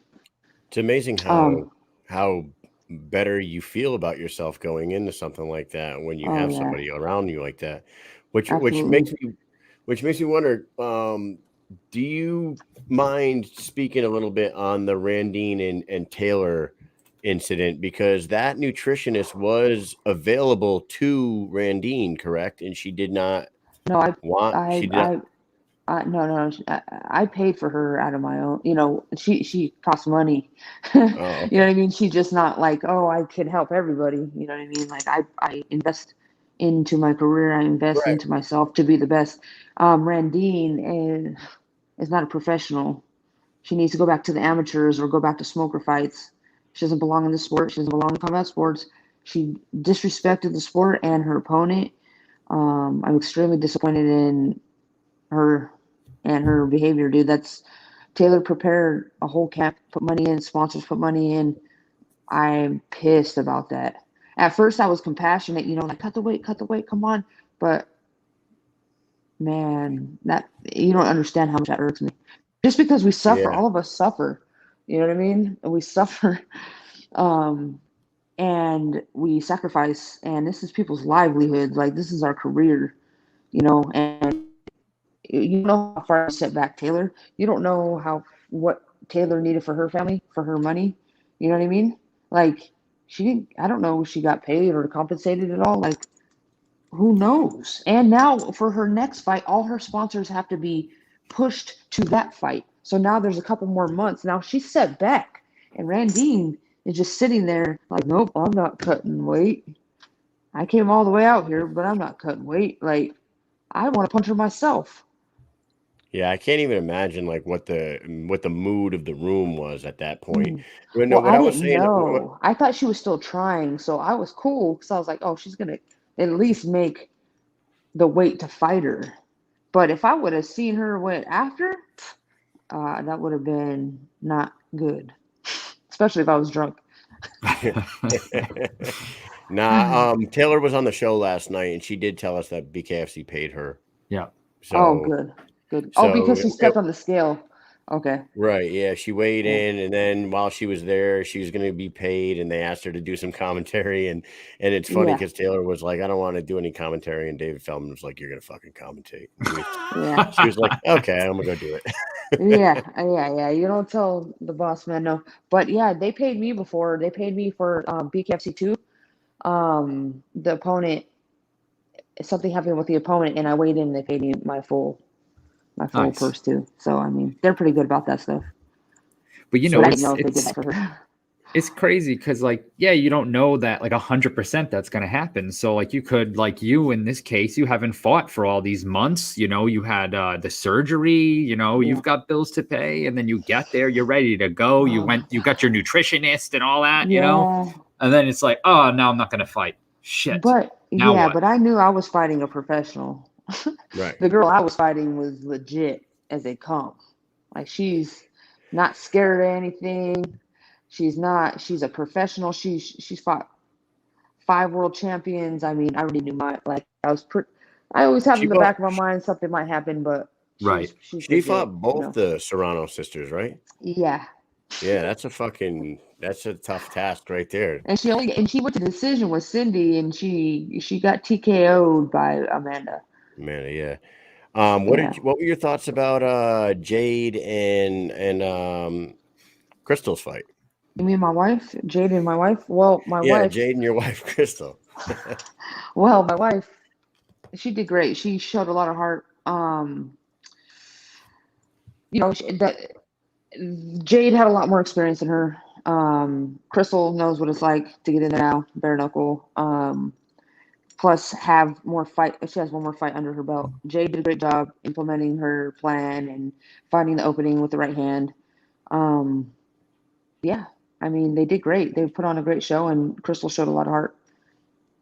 Yeah, Crystal was carrying her hands lower than I would expect from her. I And mean, she a lot of even people she carry even him said, low. A lot of right, people but carry she him low, but you got to bring him up when that right hand. every once in a while you got to bring them fucking things up. Yeah, yeah. Yeah. So, Or some head so movement. She just work on some head movement. Some head movement and keeping that hand up and getting some reflex drills going. When to have that for that right hand, because everybody's gonna try and go for that overhand right now. yeah, Right. Now you make your return after a long layoff here, and the 125-pound women's division is about as strong as it's ever been. Who are some of the people out there that you are interested in? You called out Beck Rollins, of course, but there is Taylor Starling, there is Britton Hart still out there. There's Jenny Savage. What are some of the names that, like, if the Beck Rollins fight doesn't come to fruition, is a Taylor Starling fight interesting to you? I mean, Another one with Taylor's Britain. cool. She'll be fun. Taylor's fun. You know what I mean? She'd be a fun fight and fun build up, I think, with her, and talk her shit and fight each other and be cool after. You know what I mean? I think she's a tough girl. That'd be a fun fight. Beck Rollins, I think, would be a dope fight. I think would be challenging. I think she's a tough girl. Yeah, I mean, whoever wants it can get it. Pearl Gonzalez is a pretty technical girl. I'd like to beat her up too. Would Yeah. you say that Pearl is an easy fight? I think I have to go watch her fight. I was trying to I set you watched. up for something there. Damn it, you didn't fall in. Did you see the video that Pearl went on a fucking rant on her Instagram the other day about some Yeah, fighter in the 100? I don't know who she's talking about. That's why I was just kind of baiting Yeah, you. Yeah, we've been trying to figure it out and bait some people into saying it was them. I think Pearl Gonzalez. She's under the Serrano sisters right now in their team. Yeah. So she's getting good sparring. She's getting good, work now in terms of boxing. I don't know. I gotta watch her last fight too. I heard it was pretty boring. It was. I wouldn't say it was. It just. She wasn't very aggressive. Can you guys hear me? Yes. Yeah, you were chopping up a little bit, but we can hear you fine. Can you hear me? Yep. I can't. Can you guys talk? Hey, what's up? Hey, Shit, what's I'm gonna up have to fucking there? sign out again. I can't hear you. It's all good. Fuck. Yeah, It's all good. It's all she's good. a popular girl, and she keeps getting texts, and people are sending her photos. She's getting sexted constantly from all the ladies. Yep. Nah, man, I was trying to get her. I was trying to get her to say, yeah. Trying to egg her. girl, Hey, easy. come here. Yeah. Come here. I got some candy. You're trying to egg her on. Well, listen, Taylor didn't fall for it. Yeah. Misfit's not Can biting. you guys hear me? Yep. Yeah, we hear you. Oh, There okay, you are. shit. All right. We're trying to pull you into the Pearl fight. We were trying to get you. Kyle was trying to pull you in to say, yeah, that was me Well, talking look, about. Look. You know what? I don't know. These girls, I mean, none of them are calling me out. You know what I mean? The only person that, when I was in the ring, Taylor said, I'm not scared of you, Christine. I was like, you're not scared of me, so out of line then, girl. You know what I mean? Let's say you're not scared, just like all of the rest of them. I'm not scared. I'm not scared. Okay, please don't be scared. I don't want people scared of me. I want fights. If you don't want to sign a fight with me, get out of the division. If you're too scared, if you're trying to look for easy fights, get out of bare knuckle, because this is where real fighters are. We are real fighters, and I like Taylor for her. That's why I like Taylor. She's not a punk. You know what I mean? She's not over there saying she wants to fight me, then won't sign. I think she'll actually fight me. So with that said, Jenny Savage is not a punk either. She'll fight. She'll fight. no matter what happens, Yeah, she's gonna she fight seems me. like a pretty fierce girl. Like I feel like she wants to get. Right. She'll get in there. She'll definitely get in. And I that's don't what see we her like should be backing doing down. as fighters. That's what we Right. should be doing as fighters. And all this like bullshit, like the ducking and all this political bullshit, just fight, dude. In ranks, whoever's doing the best, then that's how we fight. You know what I mean? Just Well, by the and looks of your whoever's doing the face, best, push them. Yeah. by the Yeah. looks of your face and your knuckles, I feel like you don't have like. Do you have any injuries at all? I mean, you look great. You just fought. I feel like you Oh, can my get hands- back in hey, there my pretty hands- soon. But My hands aren't breaking anymore. I promise you that.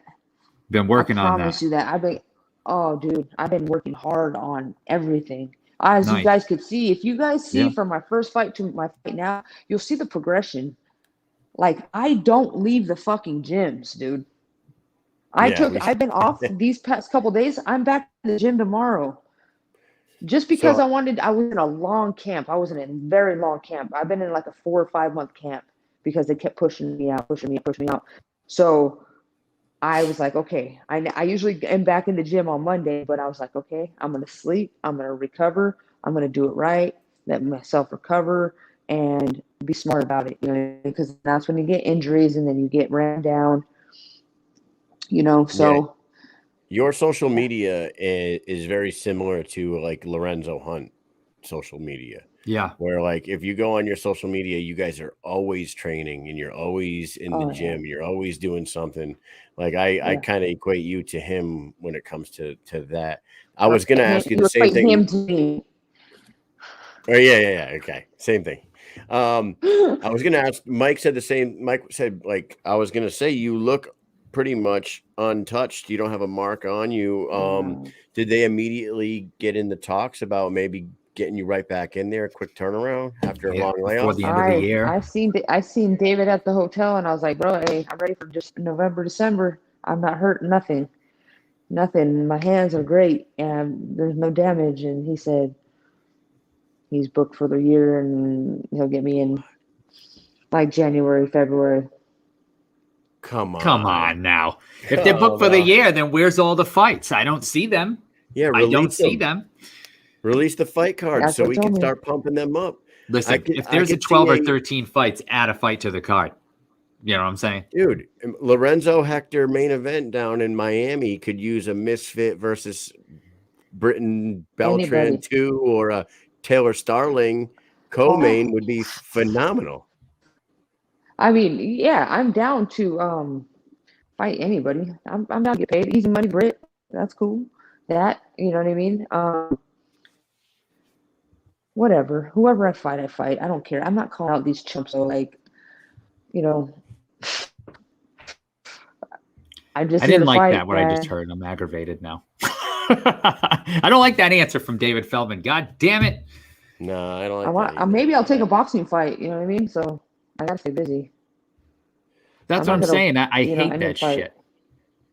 There's Listen, but if you're a promotion and you're running a promotion and one of your biggest stars just came out of an event unscathed and you are injury free and willing to get right back in there, even if you had a card built, find her an opponent and put her back on. If she wants to get back in there, get her in there in November or December. They have a I'm sure there's a 0 fight AMI, 0 fight professional fight that you can pull off the card to put you on. I mean, no offense to people who haven't fought, but I mean, Jesus.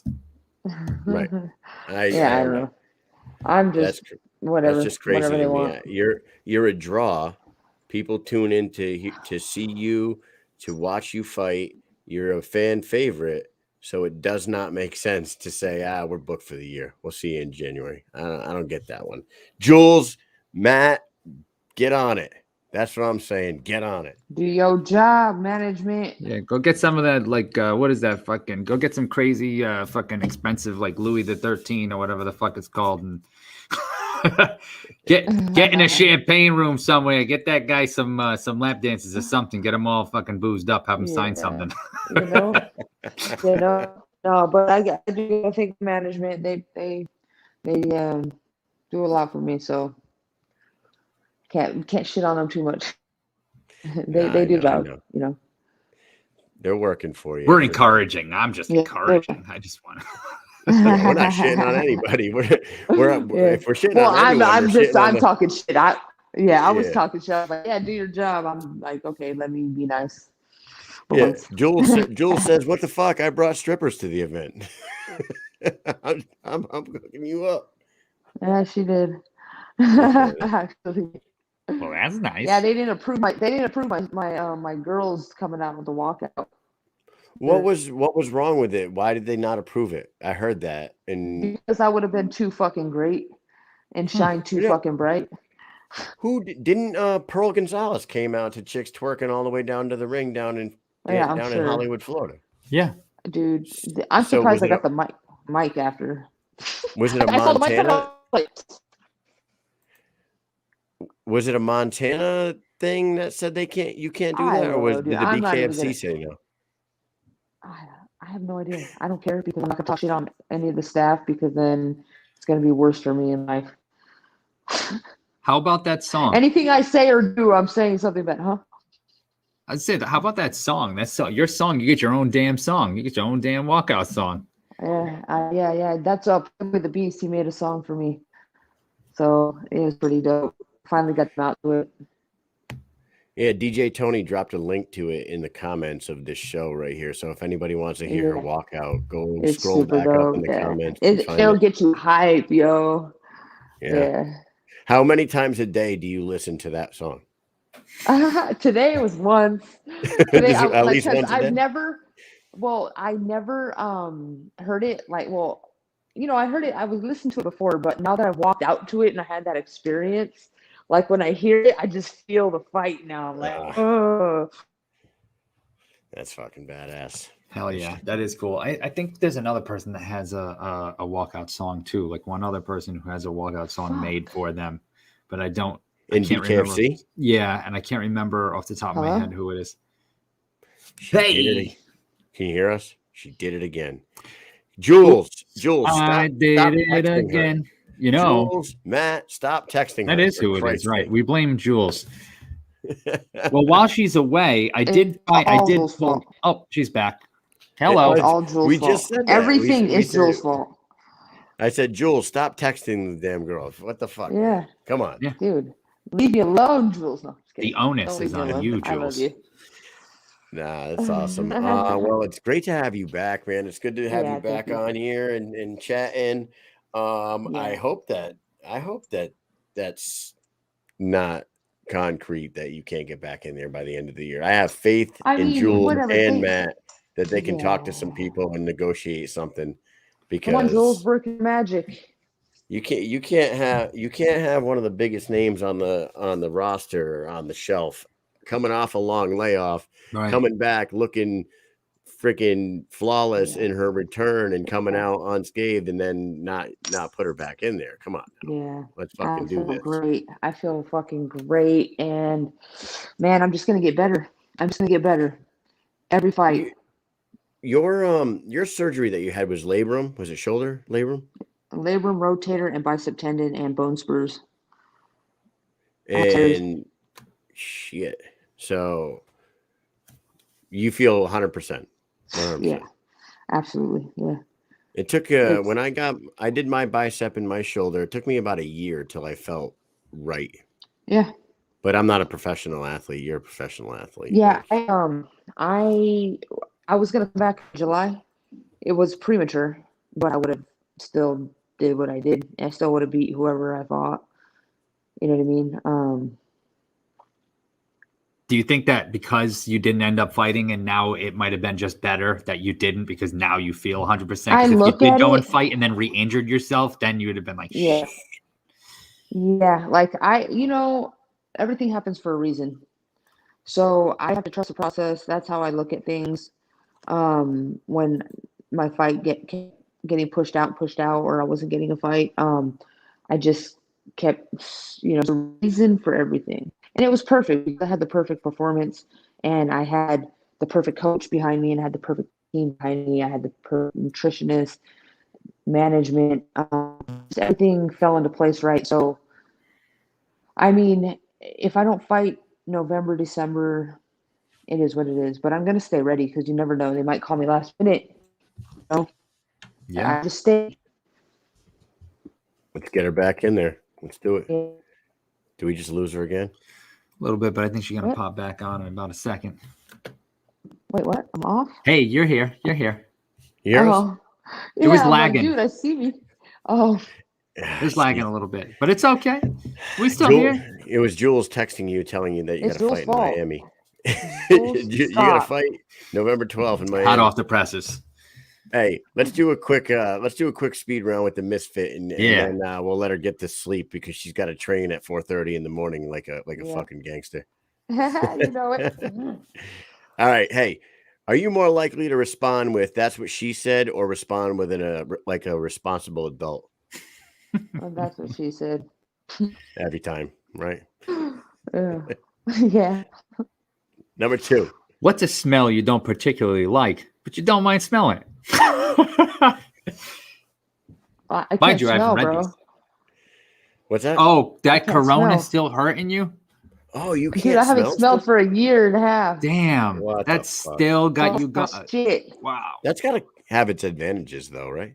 You can get into some Yeah. places that places that are a little sketcy and Yeah, not be but affected. I'm divorced now and on the dating scene, bro. So it's like Eating is, yeah, you need to be able to taste. Pizza is what I'm talking about, pizza, All right. What was the last time you did something that you instantly regretted? Last time I instantly regretted. When was the last time you did this? Fuck. Oh, when I took that shot at liquor this past weekend, man. The tequila? Fuck, I hate liquor, man. I don't like alcohol at all. That shit's so gross. No, it was when I had beer first. That shit is so gross. I don't know. Oh, so you were mixing beer and hard booze after you won? But I don't like alcohol. Period. Like I like buzz feeling, but I don't like the taste of it and how it makes me feel. I hate it. Just I do it instantly through regretted IV it. or something, You were just trying to Walk get around with the vodka Fucking in like a bag with alcoholics. an IV. you were just trying to pump shots into your wife, right? In the after party. That's what you're doing? Oh, Crystal? Yeah. Yeah. Yeah, She I was was there. trying. But her husband was there, so I was like So that's kind an of obstacle. stuck. That's an obstacle you got to try to get around. huh? Yeah, that's something I'm trying to maneuver around. What a fucking pain he. I know. All right, number 4. Number 4, best strip club in Vegas. Crazy Horse. Hey, stop. Crazy Horse. Crazy Horse? Crazy Horse. All right. It's like walking into Charles Bennett's former mind. I don't think you're supposed to call him that, bro. I know, that's why I said former mind. Yeah, I don't say that He's word. not that good. And number 5, what's the best way to end a long day? Some good booty. Good booty. She's full on in the player game right now, killing it. 100%. Working all the angles. All right. Fucking A, Misfit. Well, it's great to have you back. Great to have you back on the show. You look better than ever, and we hope to see you get back in there sooner than later. Take a second, shout some people out, and then we'll let you get on your way. Shout out to my management team, fans, everybody that's supporting me. Thank you for having me on. The Fight Nutritionist, Never Tap, Johnny Goes DLS Boxing, Next Level Nutrition. Thank you guys for support, and I'll be back soon. Hell yeah. Got anything else, Mike? I'm good. Thank you for coming on. I know today might have been a little little late, little last second type of thing, but I'm glad that you joined us tonight. Oh, It's good. we were looking appreciate you forward to having me on. talking to you for a little while here. Yeah, thank you. All right, Misfit, you take it easy. All right. I'm out. Bye. Later. Dude, Dude, how could you not put her on a card? I mean, come on, you got. I'm just going to let's see, speak. 1, 2, okay. 3, 4, 5, maybe 4 or 5 cards left in the rest of the year. I'm sure just- there's plenty of fights I can pull off. I'll help. I'll be happy to help pull at least one card. Fight Do off not understand that. I do not understand that one bit. No way. really, you have a top name, top fighter on your company's roster who hadn't fought since September 11th, 2020, 13-month fucking layoff. She comes back, she murks her opponent, she doesn't take any injuries, and she walks out of there perfect. Why wouldn't you immediately want to put her on another card? I don't get that at all. Yeah, there has to be, especially well, when there doesn't have to be, but I mean, I know that New York is a little close, but but she looked there's great. December cards. But yeah, November 12th in Miami would be what's that? 4 weeks? Let's get a goddamn calendar up here. Well, it's 10. That would be almost right a month. Now, it would be just about a month. It's the 14th of October. It would be just about a month. So it'd be about 29 days till November 12th. She could fight on there, or the December card. If she get her one more in before the year ends, man, I don't know. That's like just crazy to me that they wouldn't do that. It was good to have understand. Yeah, it was good to have her back on. We hadn't talked to her in a while. Jay Jackson's always a fucking fun conversation. That dude's an awesome guy. Yep. It was pretty cool meeting Mark Irwin. He seems like a legit killer, so I'm looking forward to seeing him in the squared circle. And of course, Charisa. Of course, Charisa Sigala is the sweetheart of bare knuckle. She's always, super nice when she comes on here, and she puts on killer fights. So all 4 guests tonight, awesome people. Thank you very much for coming on. Evan Zentar, when he put that link, I went and I grabbed a real quick screenshot of the New York card and what the fights are right now. And so here they are, what they have on the card so far. Beltran Adams, Peg Young, Thompson, and Grady. Where see this, so like I want to see Thompson. No offense to Grady, but I just Grady's going to be making a debut. I think he hasn't won any fights. I think he's. I don't want to miss. I don't know what his exact record is, but I'm pretty sure he's like and however many, and so he's going to come and fight Thompson. So I just that's the type of matchup that I don't understand. Phillips Green, Smith, and Kalmus, which when you mentioned it earlier, it was like awesome. And then, Johnson, Ruffin.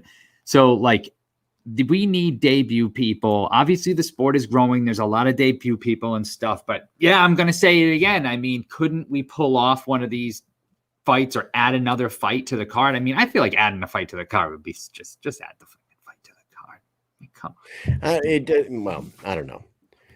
Taylor Where Starling, do I know? I'm a fucking guy in my fucking Ray's Ranch basement. You know what I'm saying?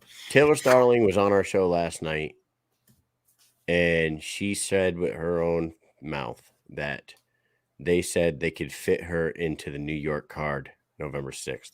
So if they could fit her into that card and say that Taylor Starling player to be named later, who we all know who it is, but if that fight doesn't get made, then there's a spot on that card that's not filled, right? Am I wrong? Technically, that means like that's really close. That's really close, but yes, I mean that's 3 weeks away. I don't know. Anyways, I gotta tell you right now, Nolan Smith. We have not seen him fight, but we had him on here, and he is love that guy. He is a real character himself. He is a great conversation, and between Nolan Smith and Zach Kalmus, they could be 2 of my favorite conversations that we've had in the last year here. So to hear that it's them 2 fighting each other in New York and we're going to be there, it's fucking, dude, I feel so happy about that one, man. I want to go out to dinner with those 2 guys. You kidding me? Me too, man. We'll do an after party and we'll try to get them guys together, have a little fiesta. Yeah, absolutely. All right, man. So next week, are we working on a few things, Mike? Do we have anything lined up yet? We got a couple things lined up. We will be having Arnold Adams come on next Wednesday at 9 o'clock p.m. on Wednesday. And then we have some other things lined up, but we are just trying to get the times in. So I don't want to say any other names until we get the times settled. I knew that there was some talks, but I wasn't going to say anything because I don't think anything's locked in. So Yeah. AJ Adams next Wednesday, sure. and we'll go from there, people. Thank you guys for tuning in 2 nights in a row. You know that we love you and we appreciate you, and we're going to keep on doing this shit every day. I mean, every Wednesday and Thursday until our wives divorce us. But we're still doing it every day. You guys just don't know it. Yeah. All right, man. Well, thank you guys for tuning in. We'll catch you next time. Peace.